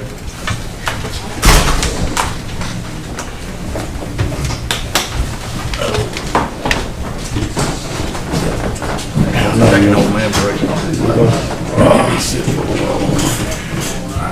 Got 2 hours set aside. I want to pause and give a beer break. Oh, Lord, he's back. He's back, he's back. I was on vacation last week, so I'm rested. I'm ready to- Oh, you're rested, all righty then. Ready for endurance. I heard that. It's, I hope you had a good vacation. Just fine. A little bit of wind more than I would like. Where'd you go? RP. Oh, okay.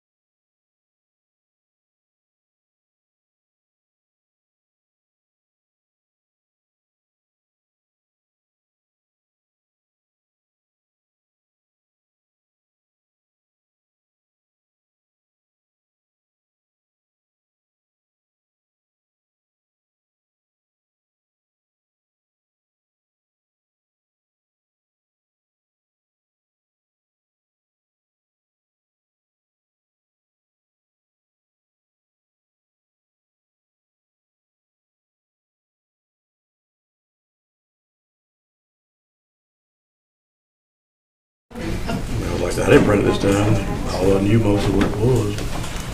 We're back on?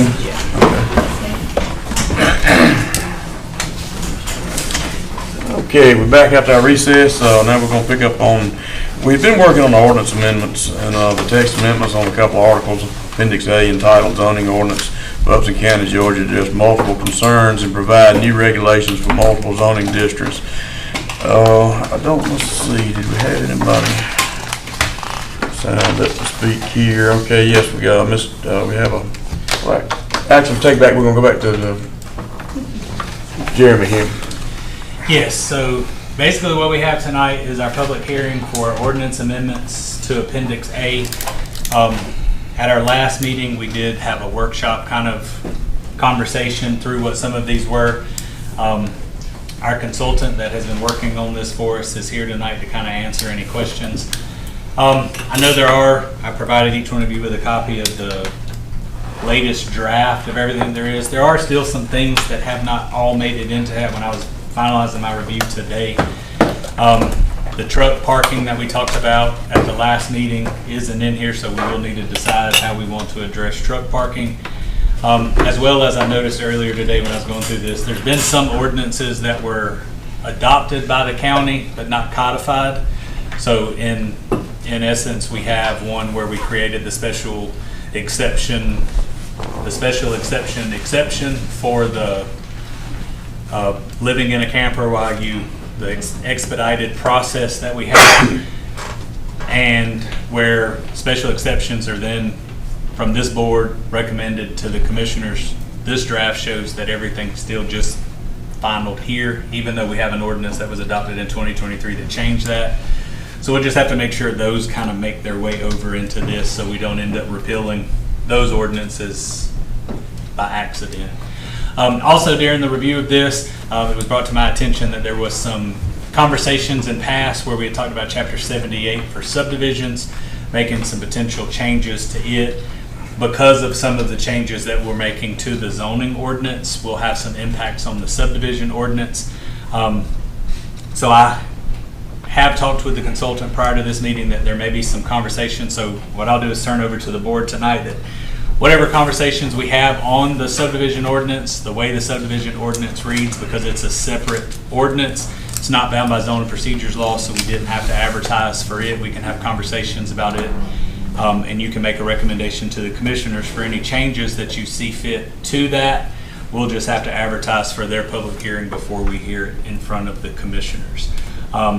So with that, we walked through all of these changes at the last month that there was. If there's any additional changes or if there's any other concerns that the board may have when it comes to the ordinance, these are the same amendments we've been working on. Well, I say we, that Upson County's been working on for the last year and a half, trying to get these finalized through that. Do y'all have any questions for me, or I'll turn it over to the consultant if he's got any additional presentation he wants to make in regards to this. We'll be more than happy to explain where we are with it. Okay, well, I guess this has been a continuation. We haven't really closed it, so we're still open from previous meetings, so we won't necessarily need to open this one. And I will drop back, let Ms. Janet speak, and then we'll work forward with that if she'd like to. You sign up to speak? Yes, I do. Yes, ma'am. You want? We'll go ahead and do that, and then we'll work forward from there if you'd like to speak. Ma'am. Yes, ma'am. Okay. Mm-hmm. I'll come this way because it's so big. Okay. Give me some place to sit. I applaud you, first of all. I'm Janice Bowl, 253 Roland Road. And I applaud you. This is 167 pages of hard work. And it's not even all that you've done. But before I go into any yay this and nay that, I do see a couple of things on here that are conflicting information that need to be fixed before it's voted or done anything with. The first one's on page 36. And it's the first line of that page. Not then, keep in mind a 5-minute limit, please, ma'am. I'm sorry? A 5-minute limit, please, ma'am. Okay. Well, don't count this part because this is not me speaking yay or nay. This is me correcting errors in here. On page 36, it talks about 450% of the primary structure. Nothing struck out. You don't know if it's the 4 struck out or the 5 struck out. I know that 4 40% is what was originally in the recommendation. On the sidebar, it talks about percentage increase to even 50%. So which is it? It's 50%. The 4 is marked out. 50%? Yes. Okay. All right, and then on page, the chart is on page 161.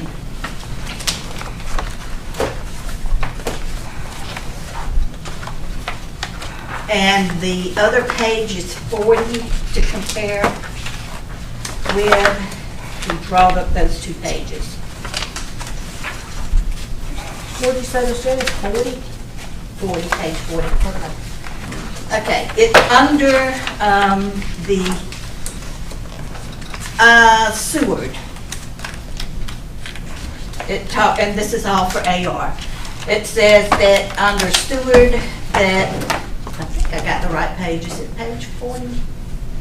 It talks for AR that Seward is 2 acres, but the chart shows 5 acres, so which is that? Should be 2 acres. Should be what? Should be consistent with the text, this table says. So which is it, 5 or 2? I believe It's not consistent, is what I'm 5, telling you. but we will confirm consistency on that, absolutely.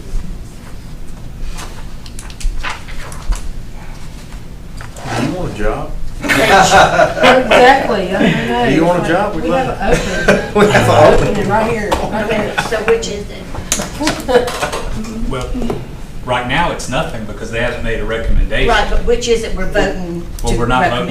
voting. We're just doing work, I'm basically just going over everything. So this time. basically, it's, what the proposal is, in the text is 2 acres. 2 acres. Okay. So the chart would But be 2 even though acres. this says This- 5 on page 161. Yeah, the text of section 505 should govern.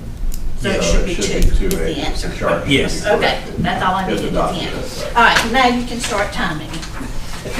Well, you still have just your original 5 minutes, ma'am. You got got 3 minutes left, yes, ma'am. I appreciate what you guys have done, and the only thing I really want to talk about is AR ADUs.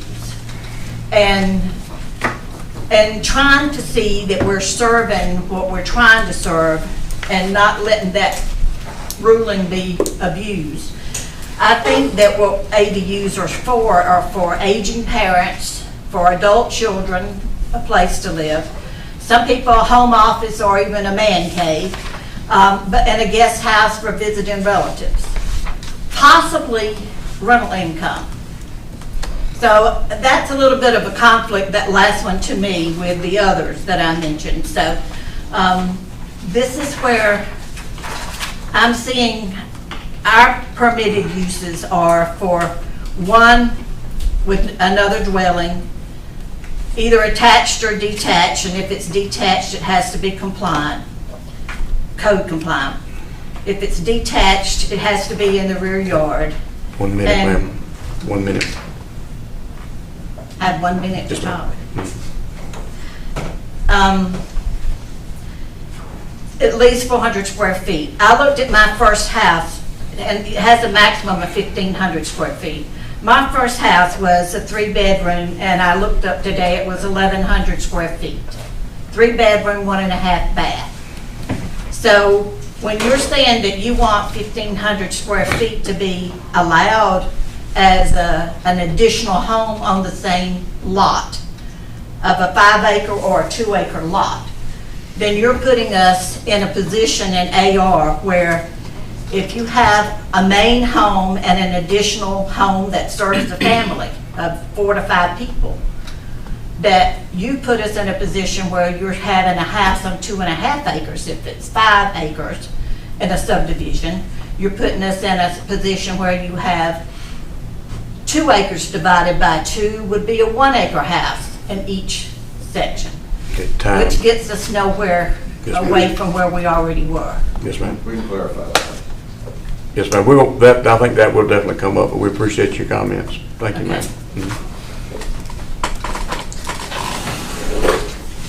Okay, and Jeremy, if you just sort of take lead here and see where we'll go with this and.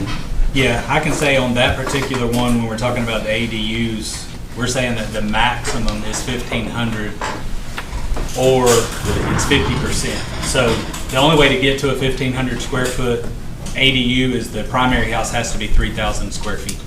So you can only have 50% of whatever the primary house is as the maximum. Which is what I just gave as an example. Yeah. So Right, what I'm saying- I felt like we were gonna get that covered. Yeah, Yes, ma'am. the That's primary why- house But has I'm to- saying that's too big a house. That's too large to allow if you're trying to provide somebody a guest house. All right, so let me explain it another way. The primary house is 1,100 square feet. You can't have a 1,500 square foot Oh, guest I house. realize You could only have I realize that. 550 square foot.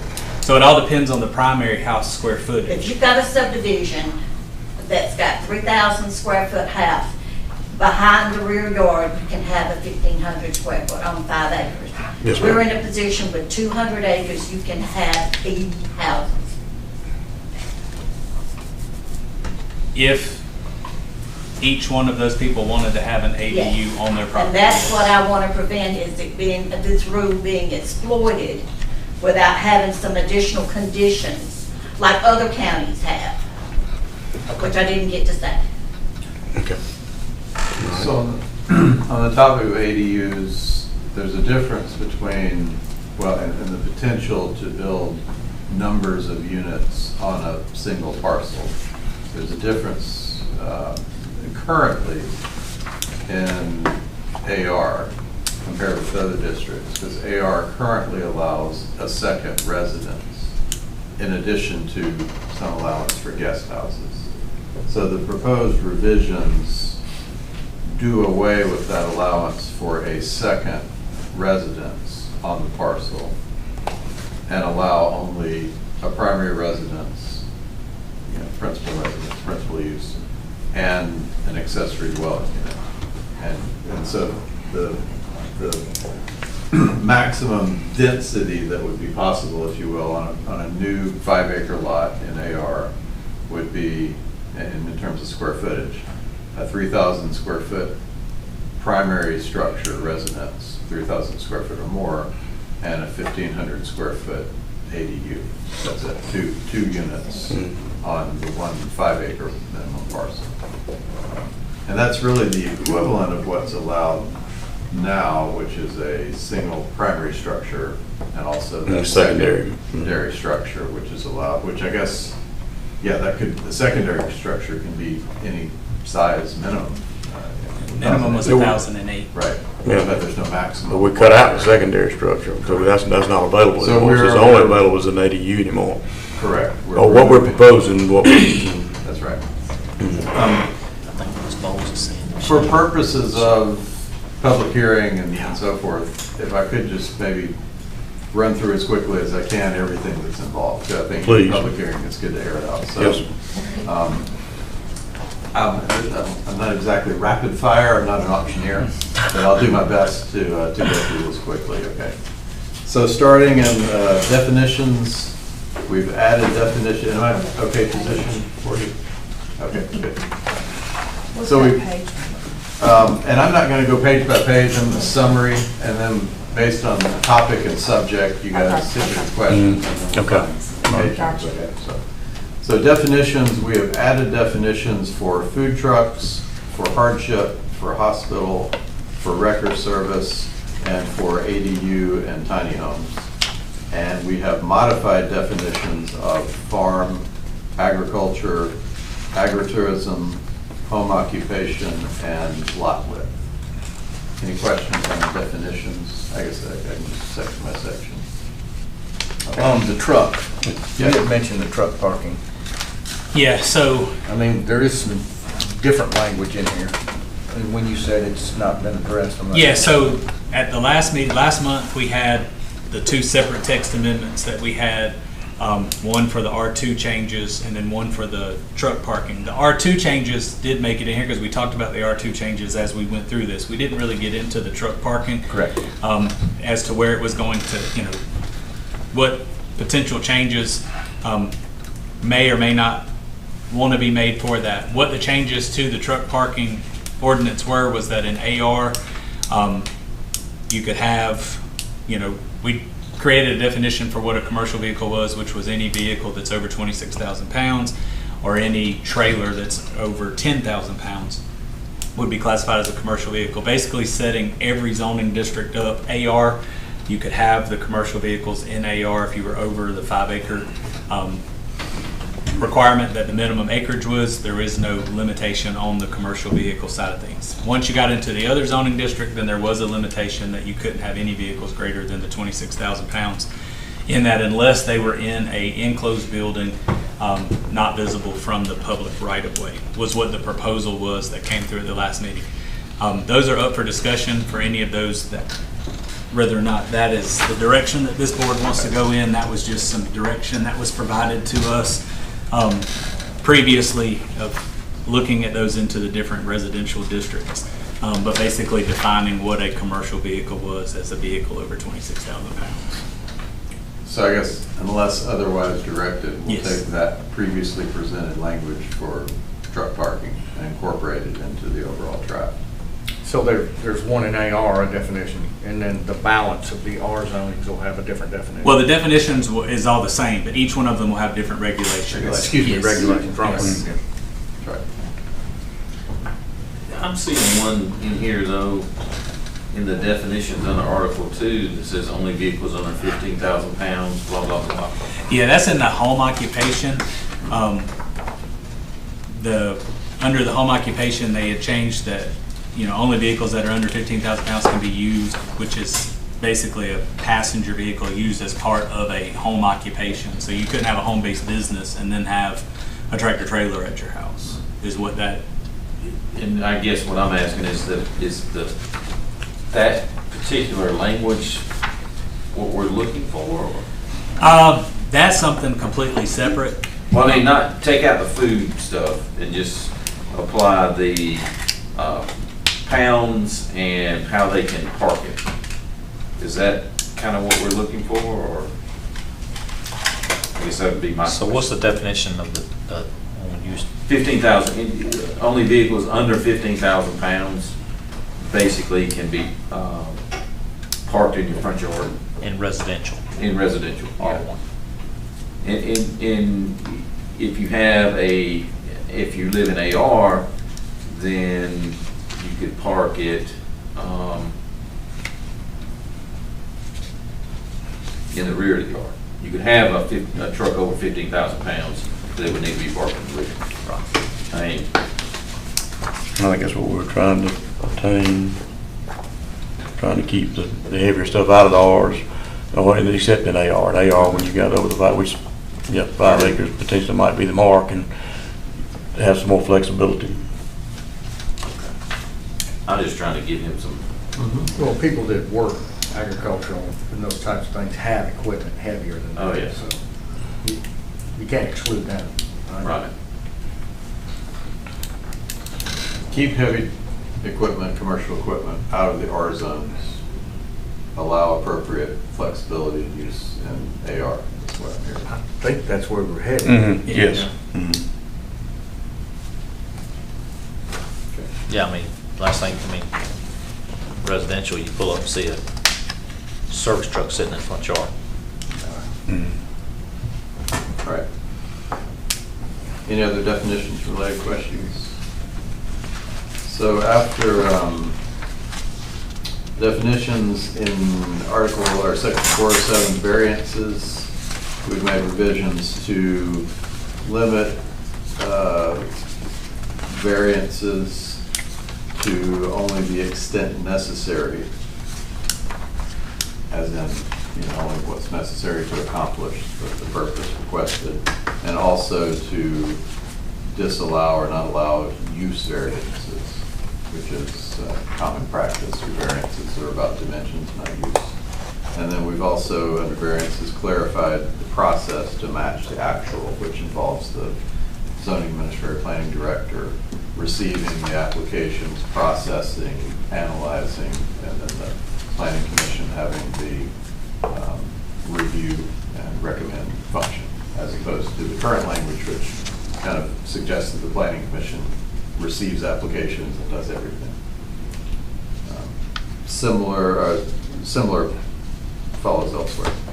Section 408, conditional zoning, we removed the revision that was previously a revision about reversionary zoning. We removed that there.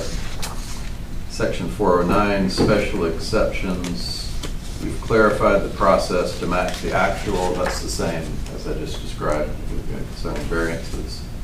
And then on that one, that's one of the sections that we adopted an ordinance in 23. It's ordinance 277. So we'll need to make sure we incorporate ordinance 277 in that as well. 277.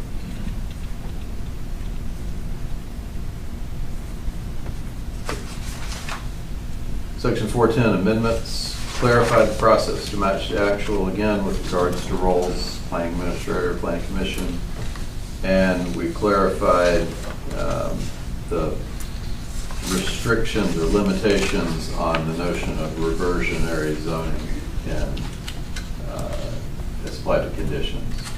So in simplicity, and I think the wording is clear as it is in there now, we discussed that wording last time, but in simplicity, the Board of Commissioners may not apply a condition to a rezoning that requires that reversion of that rezoning if then.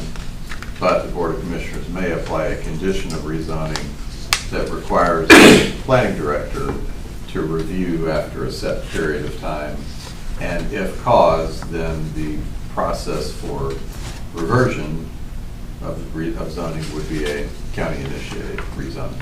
So there's already a process in place to address something that hasn't taken place if the board chooses. It's my understanding that legally we can't put a reversion. You can't put a reversion. Not at all. Correct. So then that gets us to AR. We've I'd say one other thing before Yes, we sir. move from that one. I was a question that came up today when I was dealing with the special exception one. Section 411 is a reserve section, but we don't have a section in this ordinance for modifications. So say we have a zoning condition that was placed on a piece of property and the person wants to come in and modify that zoning condition. There is no process for them to follow to go through that modification. So my recommendation would be under section 411 to make that a modification section and provide the steps that would need to be taken if somebody wanted to come in and make a modification to approve zoning conditions. That way, because we don't have a way for them to do that now without going through the entire process over again. So if it pleases the board, I'll be happy to get with the consultant for us to be able to create those, basically having the modification, if the conditions were placed on the thing, it would come in front of this board for your recommendation to the commissioners to either amend it or uphold what that modification is. Makes sense. A pathway. Yes. Okay. Good. Then we're at section 501 or Article 5 AR. So we've relocated our agritourism guidelines to here out of definitions. We've provided clarification on home occupation, shifting that appropriately into the accessory uses function or heading. We've revised cemetery use to require special exception as an accessory use for a cemetery. We've already talked about ADUs today, but we established ADU as previously defined as replacing the guest quarters that's currently in there. We've clarified home occupation as an accessory, I mentioned that, and we've added a similar / compatible use discretion clause so that if a use is not listed in the district, but it's very similar to, planning director has discretion to make a recommendation for consideration of that use. Then section 505 out of AR is the development standards, where we've increased the minimum heated floor area from 1,008 to 1,400 square feet, increased the minimum new lot size from 2 to 5 acres without sewer. Did not change it with regards to the sewer. Increased minimum lot width from 150 to 200 feet. We didn't increase it with sewer? Correct. If you have sewer in AR, the minimum lot size remains 2. Do we want that, or we want to take AR totally to 5 acres? I think that's where we were trying to get to, is AR totally 5 acres. All So no, Okay. no on the 2 acres. Okay. So And I guess sort of by default, there's no sewer in AR. Mhm. Well, yeah, But, there could be one day. could be. Yeah, at some point. Say no. Mhm. Okay. So we definitely want to do away with the 2 acres. Okay. So it's just strictly, AR goes 5 acres. Okay. That's overall. Minimum lot width increased from 150 to 200 feet. Which is down from the 250 that was proposed. Previously proposed was greater, that's correct. Mhm. Current existing legal standard is 150 feet. Correct. So the current proposal is 200 feet. That's right. Setbacks, language is revised so that setbacks are measured from the front property line. We've removed the proposed lot width to depth ratio. There is no such requirement now. But that was proposed, so we've taken that. I have one proposal out. question. We moved it from 35 to 75. What is a pathway for a lot that has topographic restrictions or limitations where 75-foot setback won't work on the front line? They would apply. That can occur. That would be a on full variance. Variance.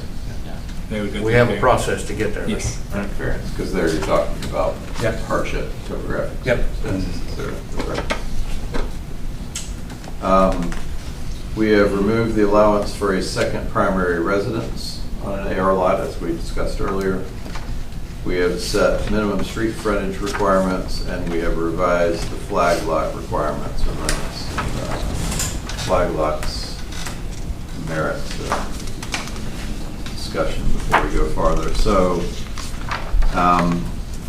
the tweaks here to the flag lots language, panhandle or flag lots of required width and area will be allowable only where terrain makes standard design or frontage impossible or impractical. So there's a high standard for when a flag lot would be considered. Where's the definition of flag lots? Good question, did we not have any definition? That one that we added.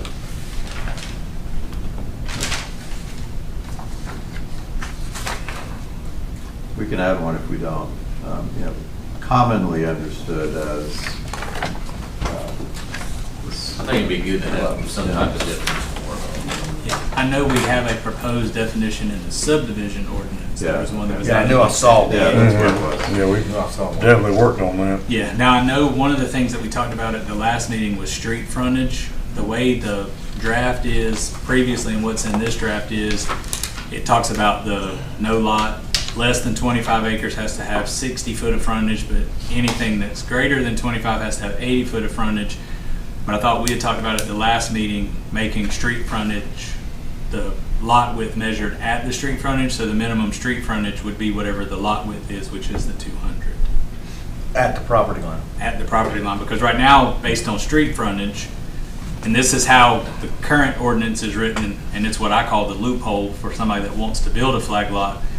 Even though our lot width says the lot width is currently 150, but then under street frontage it says, but no lot can have less than 30 foot of road frontage. So I can just go do 30 foot of road frontage, create a flag lot by right. At least 150 foot wide. So- That's what we took out. Now it's, my suggestion is that we do away with the street frontages, lot width is measured at the street frontage, and then the only way to get to a flag lot is if you have certain criteria that is met. Yep. They're either a variance or anything. So basically, you're not going to be able to have a flag lot. That's what we talked about. Yes. That's what we talked about Mhm. last time, and I want to make sure that that's Yes. not what this No. current draft reads. That's what we want. We want to make sure that Yes. street frontage is lot width. Yes. So it'd be 200 foot at the street frontage, do away with the 25 acres greater or smaller. And then flag lots will create what a flag lot is, but they're only obtainable through a variance due to topographical issues. I thought we decided last time that we Yes. didn't want a variance process. Yeah, but moving the street frontage to that does away with the ability to skirt the. But I guess we could say anything less than that would be considered a flag lot and would need a variance. Right. You could do that, or if you create, at that point, you could go into the flag lot section, like there are some other jurisdictions that have it, that go into they can't be, the only time that you can have lot width that's measured less at the street frontage is for a flag lot, but then they have to be so far apart or something like that. You'd have to create Other some criteria. You'd have to create another criteria for that. But if we don't address street frontage, then flag lots are just going to continue to be what they are, and they're just going to be done. And there's really, even if we define what a flag lot is throughout the ordinance, I think that's the easiest way is to define it by the street frontage. Yeah, I mean, that simplifies it, yep. Yeah. Makes it where you've got to ask for it if you want it. And it's a simple Mhm. thing Yeah. to verify. Mhm. so I think for the street frontage, that one's a simple one. The flag lot one, either, if we want to allow flag lot, I think the simplest way to do it for where we are is if there are properties that can't meet the lot width, then they need to go through the variance process. Just to, not allow flag lots at all. Basically, they'd be prohibited throughout all aspects of it, unless they were able to come in through a variance for. I think that's the easiest way to do it, because if we get into the complexity of so many width, A mathematical equation. that yeah, long. I mean, No, but that I think makes it's gonna be it a makes it real case-by-case easy, yeah. point, because like you're saying, the topography of it or whatever may dictate Necessitates the that. only way to do it, so.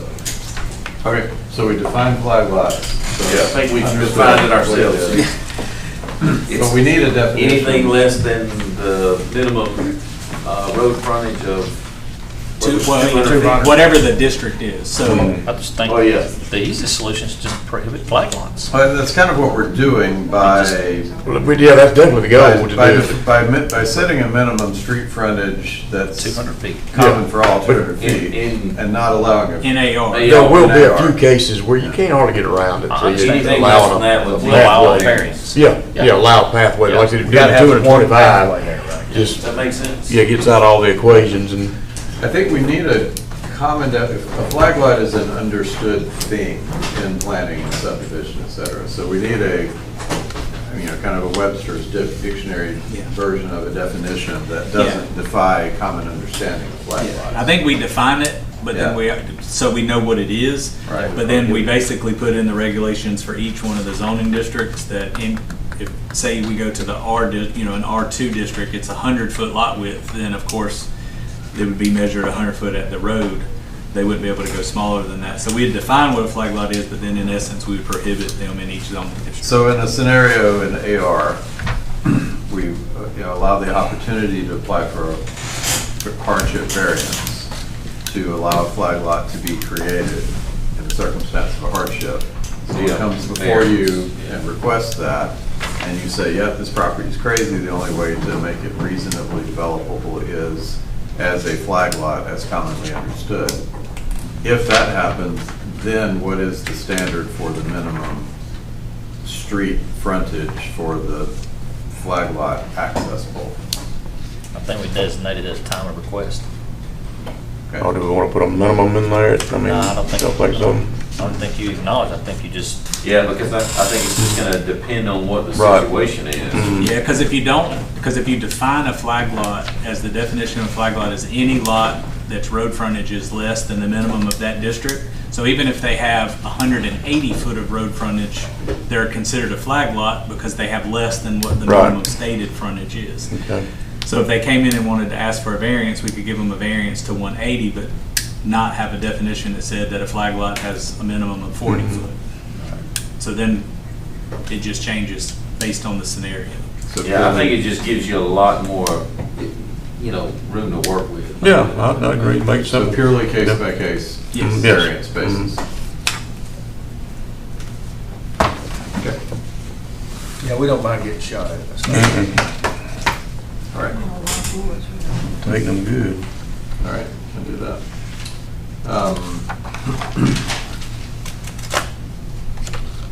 So it's flag lots, yes, okay. Anything else in AR? Discussion or question? Okay. In R1, we again tweaked the home occupation, really just relocated it from permitted use to accessory use. The same ADU standards in R1 as in AR. In R1 and all the other R categories, we have deleted the allowance for someone to live in an RV or mobile home manufactured home while building a home. In other words, no temporary use of RV manufactured home would be allowed in an R zone. That is still allowed per the draft in AR, Right. but not in the others. Correct. And then in R1 development standards, the revisions allow a 1/2 acre minimum lot size where there is public water and sewer, and set the minimum lot width at 150 feet in circumstances where lots are on the septic, not on sewer. I don't think I want to agree with a 1/2 acre lot size.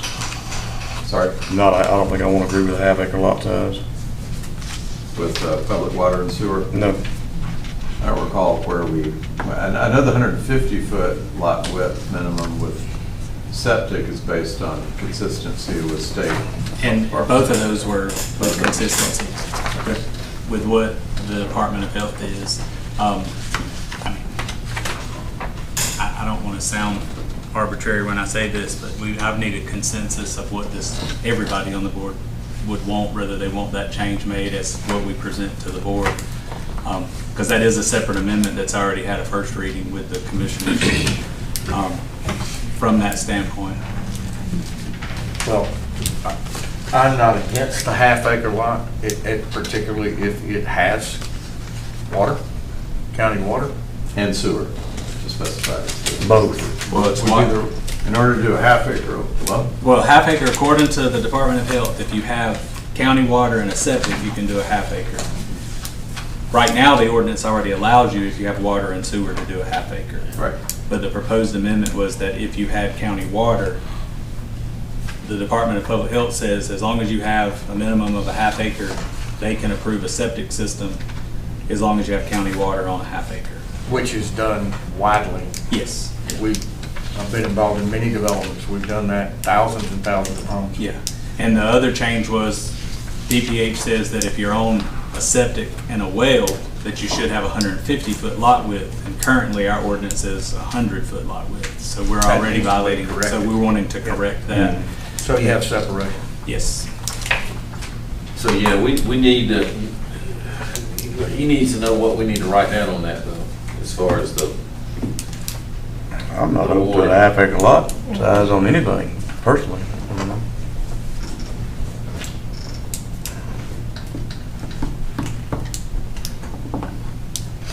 My feeling was we need to become in compliance with what the Georgia Health Department will allow. That's just based on a well or septic. I'm kind of like Philip.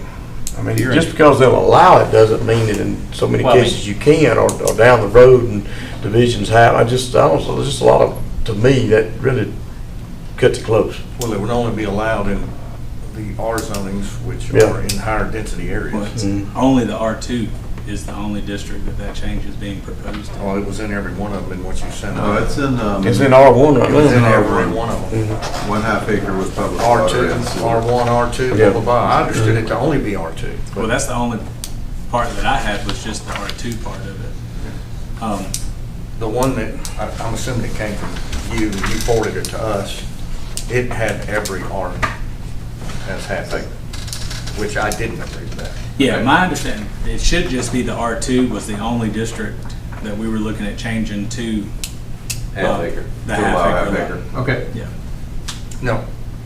They got two over here said no, so. What does the other two say?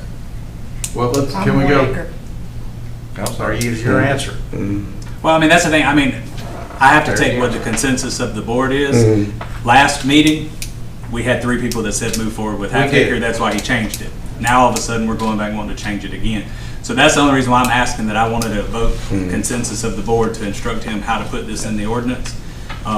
Me hearing this is a change from last meeting. Absolutely. But I'm not opposed to it, so. So, we talking R2 I right was now? about to say, Yes. let's Only go R2 let's go now. category- R2, just R2. We're only in R2 right now. Let's go category by category though. For R1. So we started out in R1 where we were, just where we were. So that's just, it went, Yeah, I'm like, but I don't agree with it in any So scenario. correct me if you see differently. My takeaway regarding R1 is absolute minimum lot size 1 acre, period.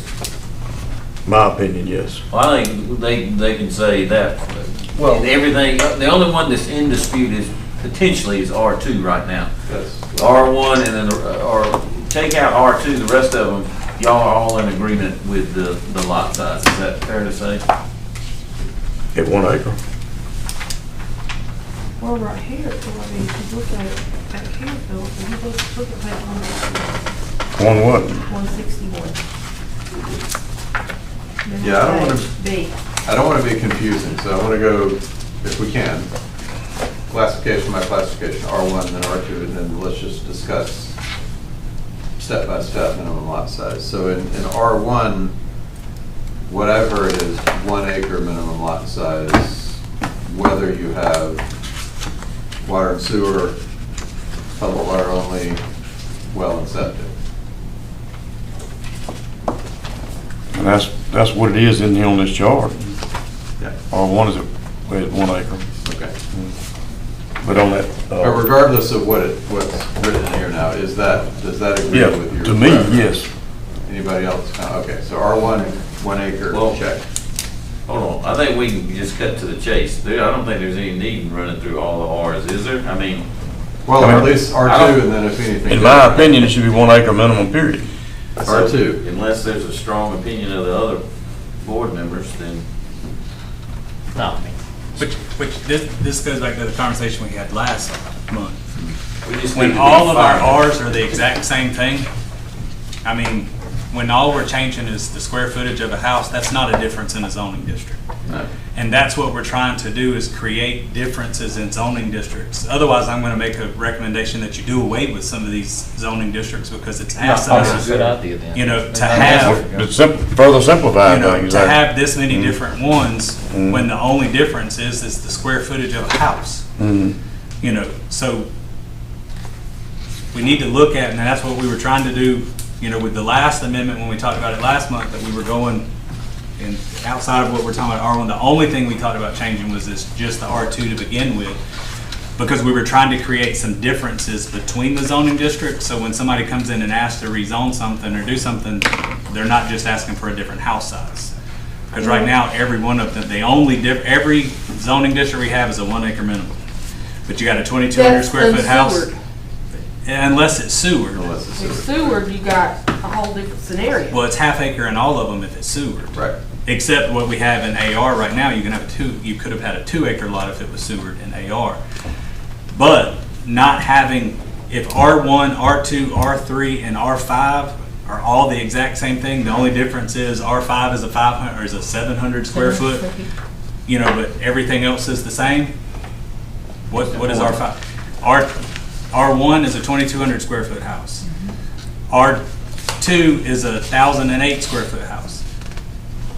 But the lot width is the same, the lot size is the same. What's the difference? Why do we have all of these differences if we're not going to make changes to what those dimensional standards are of those districts? So if we're going to keep them all the same, then we just need to go through and pick out which ones we want to do away with. I guess from a planning standpoint, I would argue that you want some variety in your residential possibilities, so that when someone brings a project that looks very attractive, there's an opportunity to zone for it. Otherwise, you have to. So other than square footage, then what variety are you suggesting? Lot size. Yeah, you do lot size, size, lot right. width. Typically in the zoning ordinance, when you look at the difference between the zoning districts, it goes, your ARs are your bigger lots, larger lot widths, and then every district from there goes down in lot width and goes down in acreage. So you go to, you know. We don't have that in. No, so if you have a 5 acre, if you go to a 5 acre minimum in AR. R1, in theory, should go to a 2 acre minimum lot size. Because now you provide an alternative to a new 2 acre lot for somebody to come in and apply for a 2 acre lot, and then that lot width goes to the 175 foot, and then you go to an R3 or an R4, whatever the next one in line you have it, gets a smaller lot width. It gives variety of what it is. That's the reason why you have different zoning districts. Because right now, I won't say there's no incentive, There's no reason for anybody to want to rezone anything. They wouldn't want to rezone to R1 because that's the largest house size that we have. Why wouldn't they ask for R2 if it's the exact same thing? I can go to 1,000 square foot and that, or why not go to R5? There's no difference on our future development map where any of that can go, and I can go to 700 square foot house. Well, that's pretty much the question in all the Rs. Yes, it's either we want to, because if we keep them all the same, and that was why we were trying to create some variety by doing different lot sizes in there through that, was to create variety. If we're not going to create variety, then my recommendation would be decide which ones of them you want to do away with, and we'll do which we need to convert them from one district to another.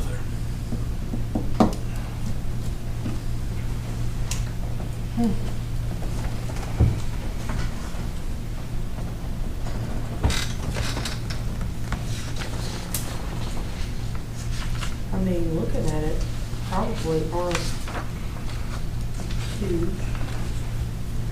Jim, what is R1 lot size currently? It's 1 acre. Unless it's on sewer, and then it's a half acre. Well, is it on this, it says water. 1/2 with water. Well, that's what's on here, but that's not, Yeah, we've never okay, talked currently, about that. okay, it's currently, okay. What is current is 1 acre and a half acre for sewer. And R2 is exactly the same thing. R4 is exactly the And same. if that's the case, because what you're trying R5 to achieve, is I exactly the could same. go along, you know, I don't really like it, but I could go along with 1/2 acre with sewer. And that's what you said was. So if that be the Oh, case, with you water, could okay, not sewer, actually good water, okay, combine yeah. 1, 2, and 4 together. Just in our Sewer water. don't help. Equal Yeah, five. You still got to drill wells. Yeah, Punch a bunch of wells, have Yeah. a lot. Because if they got Right. sewer, I don't they agree. would have acres. yeah. But if you got Like I water, said, I can go along with that, if that's what you're trying to keep, is some variety. Well, we're trying to, because right now, there really is no variety Mhm. other than house size. Yeah. And in zoning, that's not a variety Mhm. for, to require a different zoning district. So house size and 2 and 4 could be combined, because they're the same here. Yeah, and the only difference between them is one allows manufactured homes and one don't. Mhm. That's the only difference in those two zoning districts. That said, that is a common thing. You look around zoning ordinances, and you'll often see that as the differentiating factor between the two Yeah. classifications. Which outside So AR, could you make one of them a manufactured home? Like just do an ordinance, like with that and all of the requirements? If you want to invite more manufactured home applications, yeah. No. Heck, some of the things are working. Maybe the easiest Wrong thing is, manufactured homes. as is proposed now with the changes, what is it that you don't like about it? Like R1, as proposed. I what could do you not go like? with what you got proposed after you, the definition, I think I could live with that. R2. On R1, I could go with this proposal, not R2, we ain't got there yet. So R1 as proposed, everybody's okay. And then you, R1 or five, R1 is 2,000, a half acre with water. Yeah, I could go with that, yeah. Now, that's not where we left it. It was R2 is where we left it last Yeah. meeting. Just R2, we were gonna approve half-acre lots. Now, if that's certainly changed, it can change, but. And leaving the rest of the Rs the way they were. Which that only gives you the ability. Mhm. And again, the R1, the way the text reads, a 1.5 acre lot would be allowable in R1 only if there's public water and sewer. But it got put in all of them. Well, then this proposal is half acre with water, Are you looking at R1, page 50? yes. Yeah, it's under sewer lots. Yeah, so the heading is Seward areas, number 2, Seward areas. Yeah, and it says 1/2 acre with public water. But it has to have sewer. That's Seward. Seward area. So there's a clarity It's unsewered. issue there. Okay. Yeah. Yeah. Okay, I see that now. So if it's sewered and with public water, you Okay. have a half acre lot. In R1. Sewer and public water, yeah, I could go along, but I could do, yeah. that should be easy. Yeah, Seward and, yeah, okay, I'm with you. I'm following it there, yeah, okay. So Seward and public I'll water. rework that. wording so that it's absolutely clear. It's obviously that caused some confusion. Okay. So effectively, R1 is okay as Yes. proposed. Yes. R2 then, as proposed, is for unsewered areas, in all cases, as allowed by the health department. If the lot doesn't In perk at every half acre, R. then it's got to be larger. But beyond that, in no case less than 1/2 acre with public water or 1 acre with well water.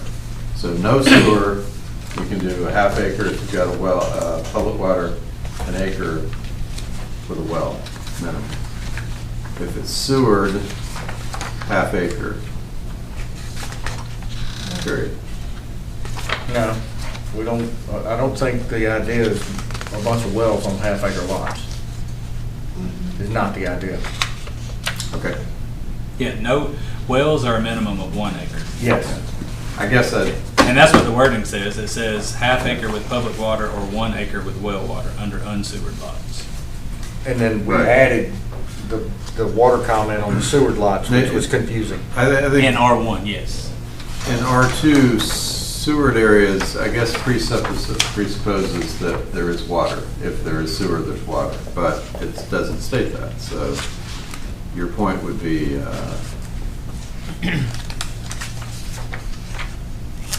yeah, you should require public water and sewer in order to achieve a 1/2 acre lot. Got it. You had that both to have a 1/2 acre. Right, Which I don't know of anywhere that has sewer that doesn't have water. right. But What that you could said be. your- Water comes first. Yeah, I said I don't know of anywhere that has sewer that doesn't have water. So we're good with the lot size. How about did we, in the R2, did we change the square footage?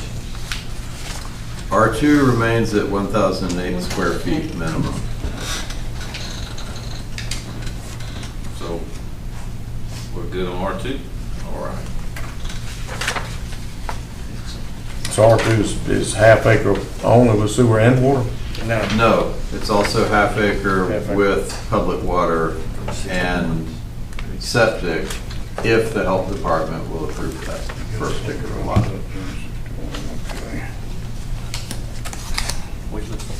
61, I got my stack all crossed up over here. 61, that's right. Okay. I can deal with Lear there. Okay, I'm trying to keep up with it on the computer. And it's totally different now than the land ones we're looking at. And then R4,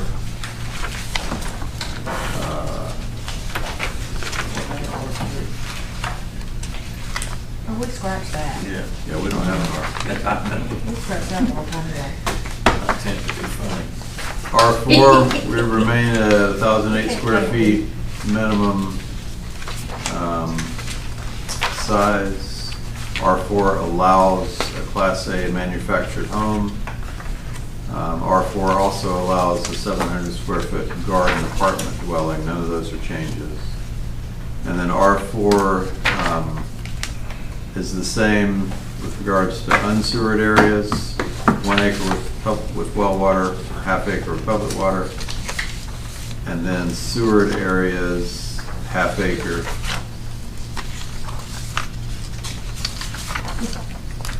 As well. Sewer and water. Correct. That's right.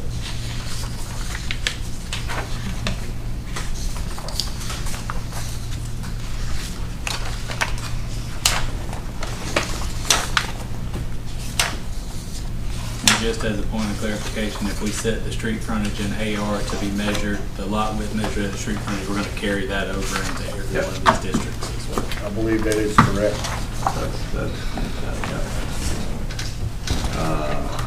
And then beyond the R4, R5 is essentially the same. R5 allows the 700 square foot minimum heated floor area. Unsewered areas, not less than 1 acre. Sewered areas, also sewered areas allow 1/2 acre with public water and sewer. Yep. So the difference with R5 is the smaller house size lots. So we are not going to allow half-acre lots with water in R5, is what we're saying right now? No, we are modifying to allow 1/2 acre lots with So you're moving that text up. water and sewer. In unsewered areas, correct. If you've got public water only, if you've got public water and septic, Then it's a minimum of 1 acre. it's 1 acre as currently written. Can be modified if you feel like that. We should be just half gave acre. the rest of them half-acre with water. Yep, that's a difference, you're absolutely correct. Except for R1, we took it. Except for R1. Yeah. Yeah. So if there's, and it would seem logical to have the same See, standards logical to here, R4 as because our house R5. can be smaller. Yeah. It's a smaller house. A smaller house, so. Good. So I'm hearing make R5 With public water, half acre. I'm asking. Public water. I'm just asking. R5 half acre with public water. Consistency says yes. Yeah, sure. Half acre with Going water. once, going twice. Roll call.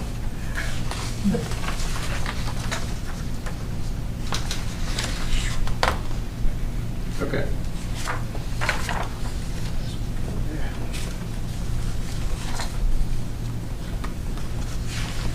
All right, so beyond those,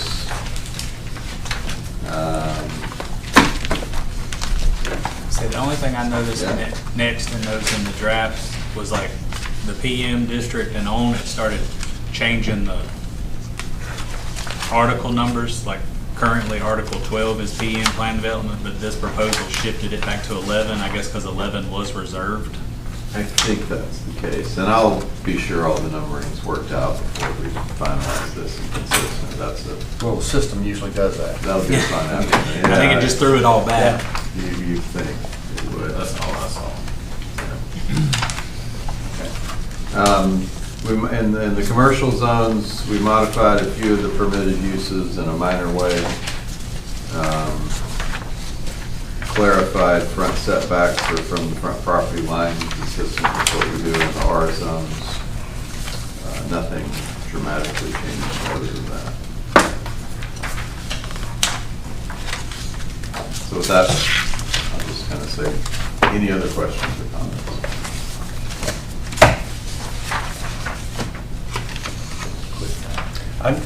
Jeremy, the one you circulated via email had a lot of changes to the front and side setbacks. I don't see that in here.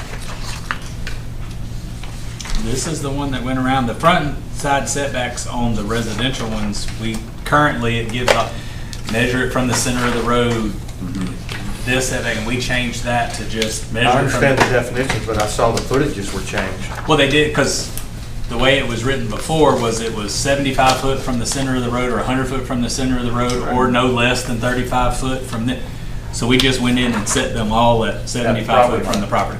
So for R1, almost, for R1 as it reads currently, for R1 properties on arterial streets or roads, 75-foot setback from the property line. For R1 properties on collector streets or roads, 50 feet from the front property line, and other streets or roads, 50 feet. So standard. It used to be 35 and we increased it to 50. I was wondering where that came from. That's right. So it These was smaller lots, 50 foot may be a little restricted. I didn't know where that change came from because we did not discuss that. We talked about it at the last meeting, changing all of the setbacks from the center line, going to it. To the property line. Going to the property line, but changing it, and we talked about it being 50 foot and things like that based on if it was a major road. We talked about it all through the last meeting.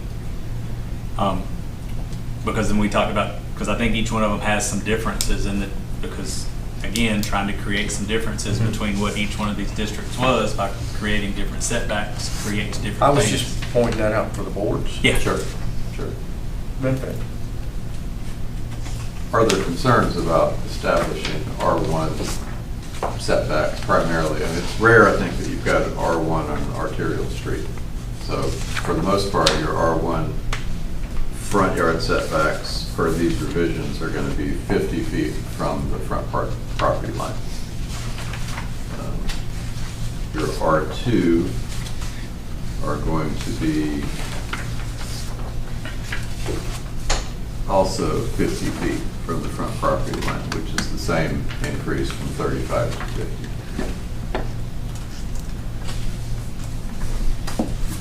Seems appropriate.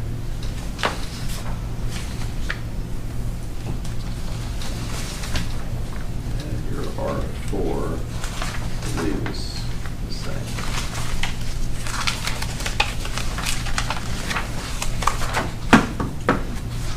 Think about how much 50 feet is. It's not very much. R4 To is get the to a same. front door. No, it's not. Okay.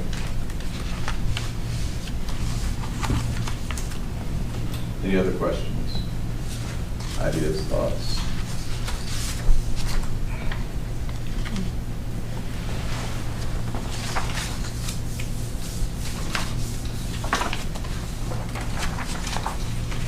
Are we gonna discuss the subdivision? Yeah, I mean, that's completely up to them.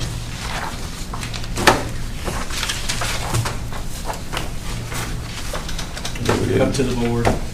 I didn't bring anything for subdivision discussion, but I'm happy to listen, take notes, and go evaluate. Well, I think, if I may. Sure. I think the idea with the subdivision was to get it aligned with the changes that we're making in this. And whatever that flow down effect is, we make sure we get that in sync. Because they would be out of sync if we did not. Correct. So is that correct, Jeremy, or did I? Yeah, I mean, there are some things, you know, after we talked about this late last week, some different changes that are in there. The changes that were proposed previous to this are very minor. It was basically adding flag lots in and then changing in one place where it was going from, you know, they added the administrator into some of the places where it talked about the planning commission. Again, this is another one of those model ordinances that was adopted. Basically, the way this ordinance reads is it says this board administers and interprets and enforces this subdivision ordinance. And if you handle all of the aspects of that, I don't know that any of y'all want to come to the office and review plats in doing that, but that's basically what this ordinance says y'all's responsibility I is. think it was a mistake. Yes, well, we adopted a model ordinance. It was adopted back in the day. None of the language was changed in it other than what the draft was. So there's some of that cleanup that needs to go into place as well, more following what the process is. Actual process. Not what just the model is. Okay. And then one of the things that I've looked at in the subdivision ordinance that I started looking at when I first got here, but was not part of this, because I'm looking at it from a standpoint of when we make changes, how does that trickle down effect? Currently, the subdivision ordinance says that if you have a lot and you just subdivide it into 2 parcels, it has 0 county review. You just have a survey, take it to the courthouse and get it recorded. Well, with all the changes that we're making, the court's not gonna know what these changes are. So if somebody takes a plat and they create a flag lot, they sell the flag lot, now we've got all these parcels out there that's never been reviewed by anybody in the county, looked at by anybody in the county, but somebody's purchased this lot and then they come to build on it and I tell them it's an illegal lot they can't build on. Well, I think that's already occurring. And I'm sure it is, but when they're coming to us, if it was created illegally, we can't issue a building permit on it. Right. So my thought is if we're going to make amendments to this, we need to define what a lot division is and set a number of lots. If we're just subdividing a lot, how many lots do we subdivide a parcel in before it becomes a minor or a major subdivision? So And we're that looking, needs to be, I think, defined clearly as well. yes, because right now we have subdivision and then we talk about a major and a minor, but it's all under the one definition of subdivision. So in my opinion, when we start making and looking at changes to the subdivision ordinance, we need to define that a lot division is, if we say you split a lot no more than 4 times or 5 times ever so many years, gives you the ability, if I'm the property owner and I want to cut off 3 or 4 lots for my kids, I'm not a subdivision. I don't have to go through a subdivision review. It just needs to be reviewed administratively, and I can do that 3, 4, 5, whatever that magic number becomes. Then you do a minor subdivision and a major subdivision, and the differences between them is a minor subdivision is any subdivision that creates lots that doesn't have to have new infrastructure. You know, if you don't have to put roads in or any, you know, no water lines, anything like that, then it just goes through a preliminary and a final plat review. Major subdivisions are those that have new streets, new water, new sewer, whatever needs to be done. They go through a full plan review process and things like that.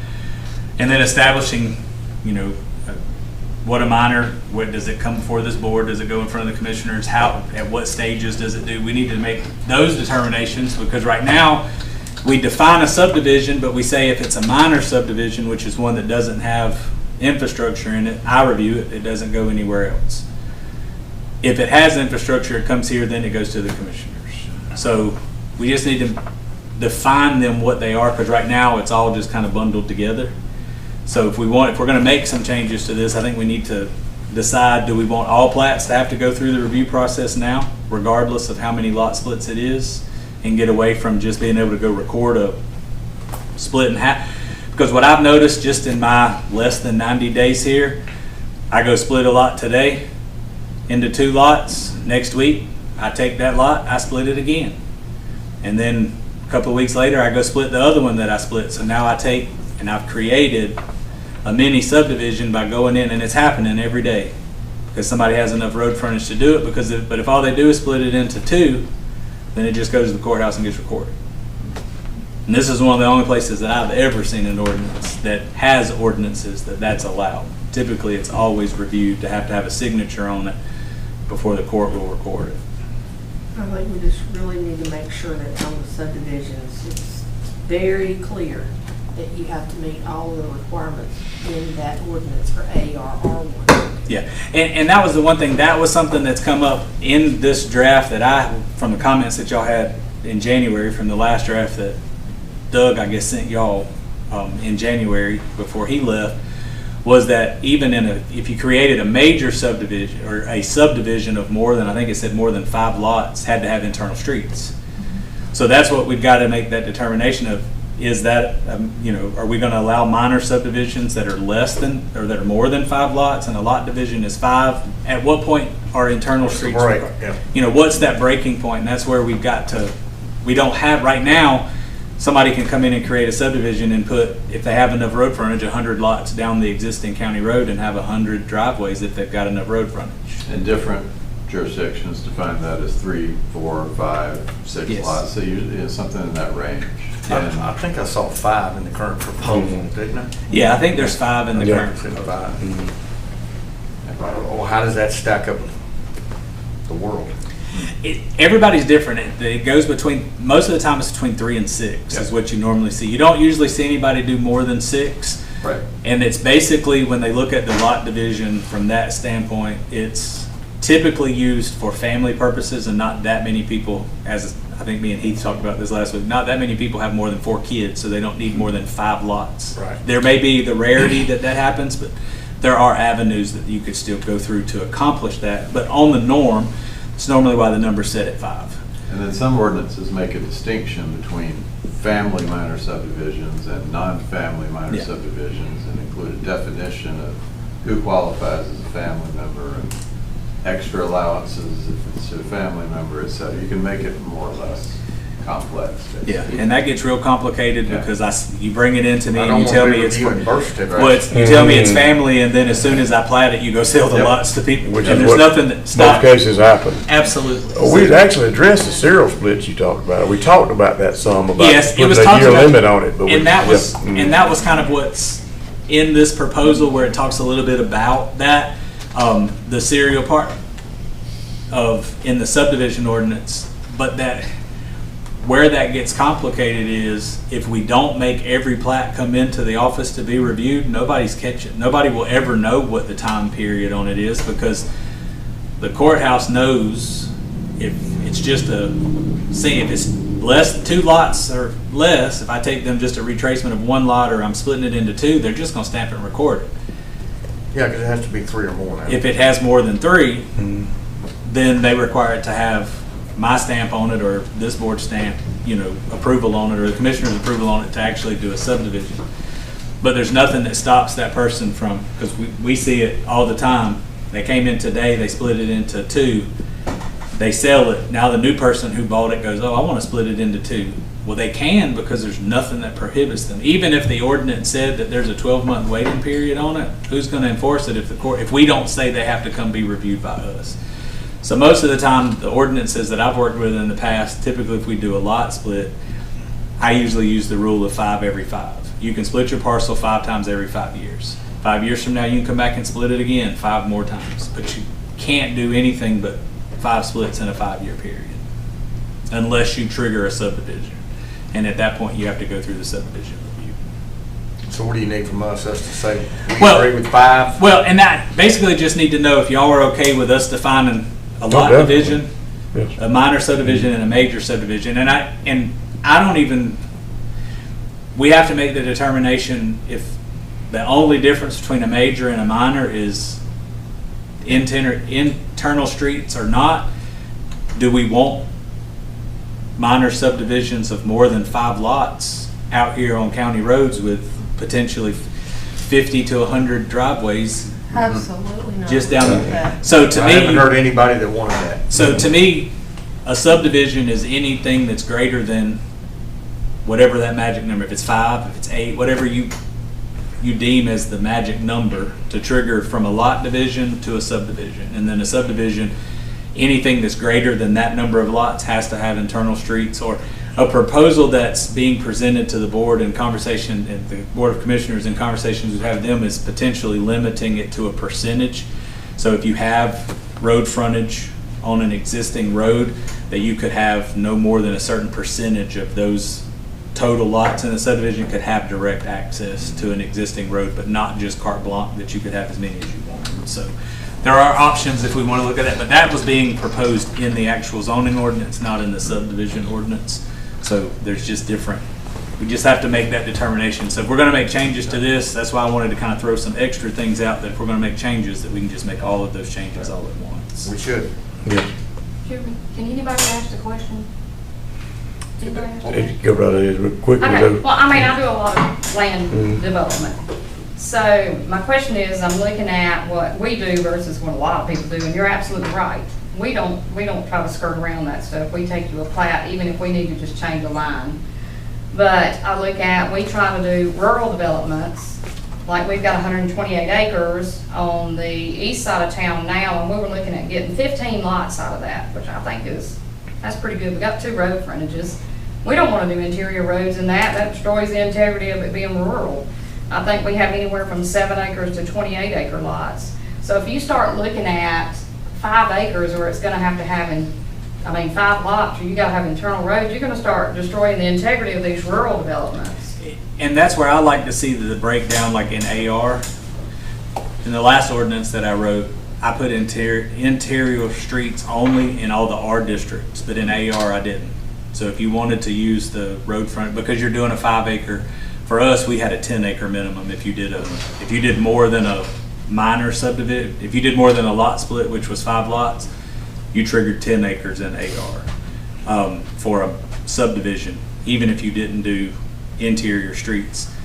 So you have the flexibility to do that to maintain the rural character, because in a lot of your rural areas, you do have driveways and you've got I'd larger be more prone lots. to accept that. I think you Yeah, could do it that's in a AR. good option. I think Yeah, AR yeah. allows it, Mhm. but in all the R districts, to me, you definitely want to do Internal interior roads, yeah. streets. Mhm. Or if you allowed a percentage, not to exceed, and there's some different proposals we could throw together of that, but to me, at a minimum, in R, especially with us going to 5 acre minimum, and that's where I think if you do, we still have to then define what a minor subdivision is, would be anything over 5 in AR only that had used existing road frontages or something like that. So if that's amenable. I'm not opposed to that thought. Yeah, What you're yeah, saying. I agree with that completely. I like that. Like I said, it limits the, a big piece like that, you can still break it up, not have interior roads in the AR, but, Meet all the keep that real rural requirements. character, but yet decreases the lot sizes, which I know y'all have done several times, increase your lot sizes to,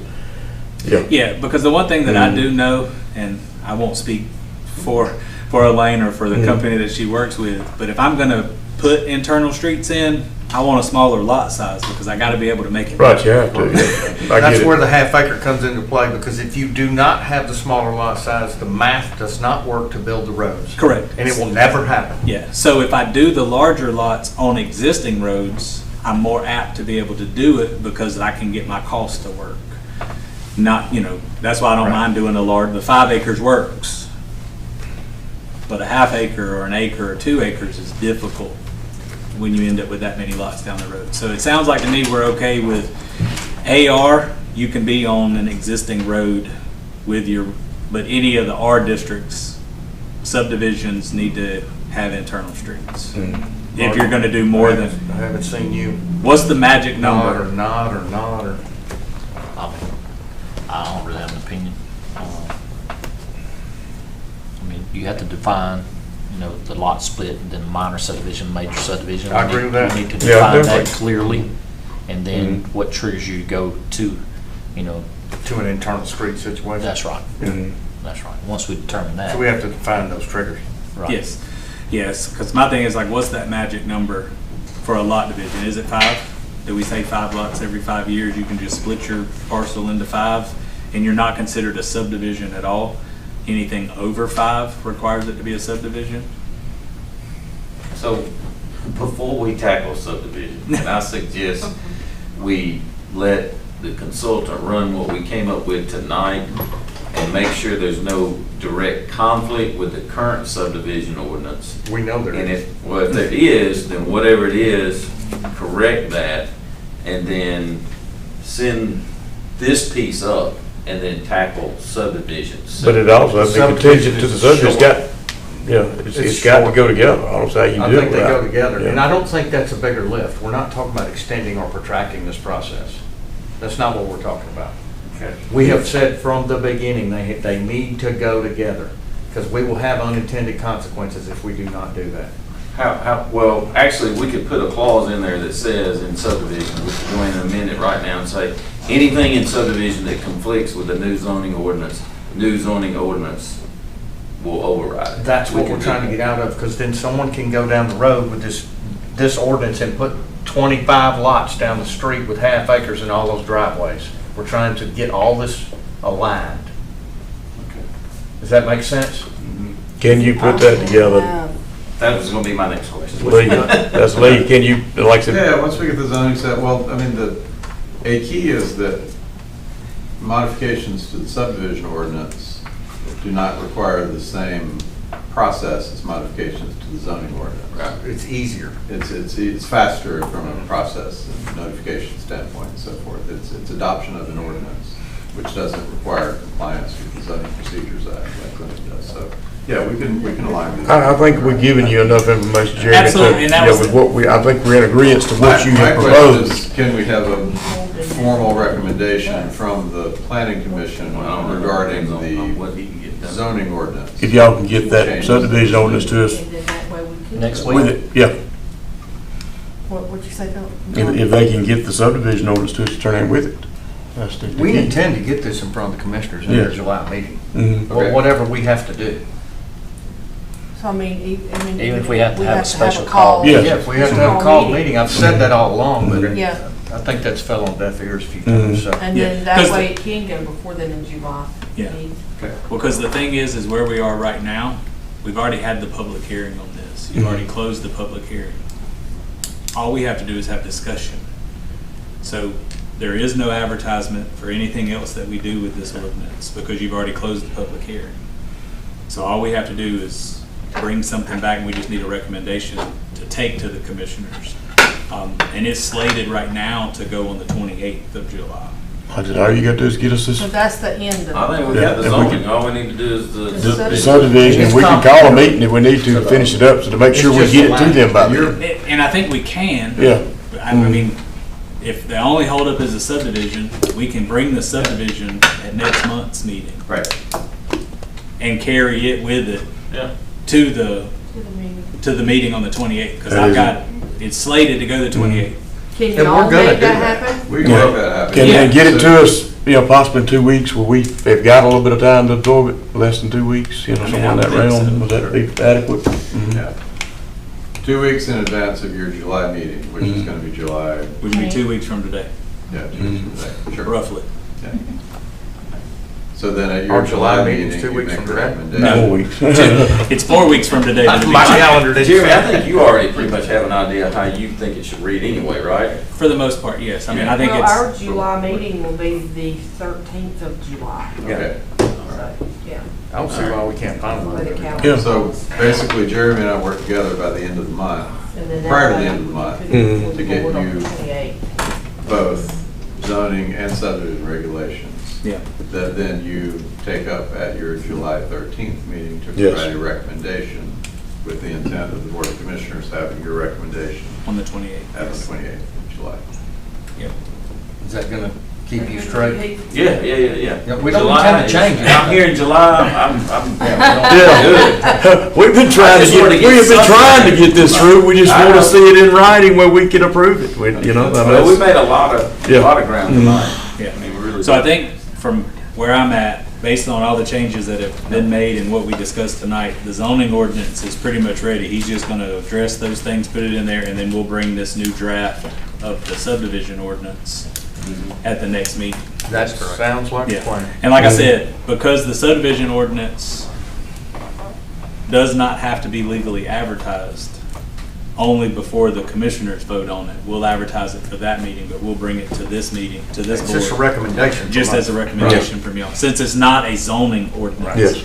So we'll just need a recommendation from y'all next month on the zoning ordinance and that one to them. Since we won't advertise for a public hearing on the zoning because we've already concluded that tonight. You happy with that, Heath? Very. Okay. This is a great thing. He's happy, everybody's happy. Oh, I guess we could keep the amendments open. Well, you've already closed the public hearing. Okay, all So the right. public hearing has been closed for Okay. the amendment.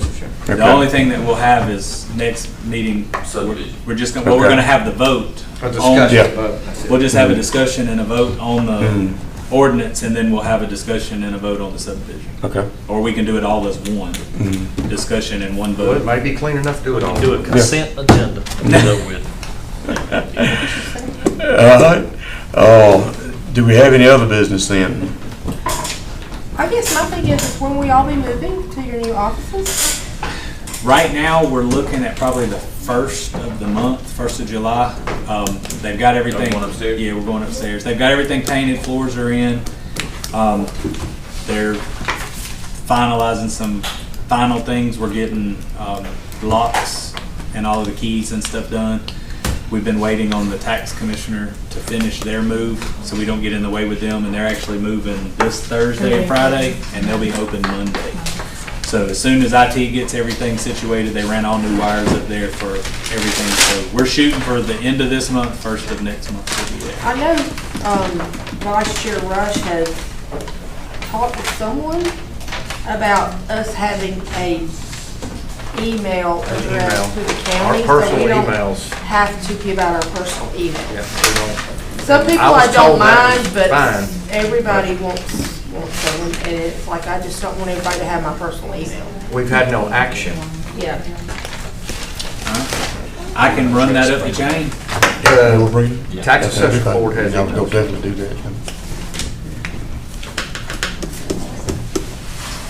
We've been talking about this for 2 years. And Jeremy, real briefly, I want to bring up, is it possible that the staff can bring up the applications and the applications, the map and different things to show presentation and to show it here? Your recommendation package as they come up. We have had it in the past, and it's convenient for us and for the public to see. I mean, as long as we have, Yeah. I mean, it's a PDF you send us in email. yeah, Mhm. as long as, It's we have the computer, they'll have to set everything up, but I just think it's helpful to see it here, like when you bring up the tax map and we're talking about addressing it here, plus the citizens sit here can see it on the board, because right now they're just sitting here trying to visualize it in mind. Earlier, I had to pull out my cell phone just to look at it, so I would like to ask that the staff present it and have the presentations presented on here. So many times, so much. Even the applicant doesn't have a presentation, I feel like we as a county should have a presentation to show the application. Our due diligence. Yes, And to show the so they can see the same way zoning we're map seeing and it. see what we're requesting. If there's elevations, we can see elevations and everything. Okay. And I have continued to ask for the minutes to be put on the internet. I have asked since the day I got here to put the agendas and all of my Yeah, packet on the I need website. that. So it's something that we're working on because I'm just gonna be completely honest with you. I hate every piece of paper that's laying on this desk, and that's why I don't print new pieces of paper for y'all every week, because it costs me every time I print a piece of paper for us to throw in the trash. Well, that's the same thing we're on here. We don't have to, we can look at it digitally, out, away from here, but it's here for us, and we're not taking all this with us, so that's, would be most convenient to have it. All right, That's all I have. The only reason I asked for this today was so we could follow the ball. Yes. Yes, absolutely. Mhm. And that's, Otherwise, I'm not a paper person. yes, the entire packet, that's why I don't print the entire packet, because they were printed when I first got here, and I took every one of them back to the office with me. Every time. 5 sets of, so if you don't ask me to print it, I don't print it. Okay. All right, most awaited thing of the night, motion for adjournment. Motion, I'll make a motion to adjourn. Second. All in favor? Aye. Adjourn. It's easy to make a motion. We got 10 minutes for that. I agree with that. There's some,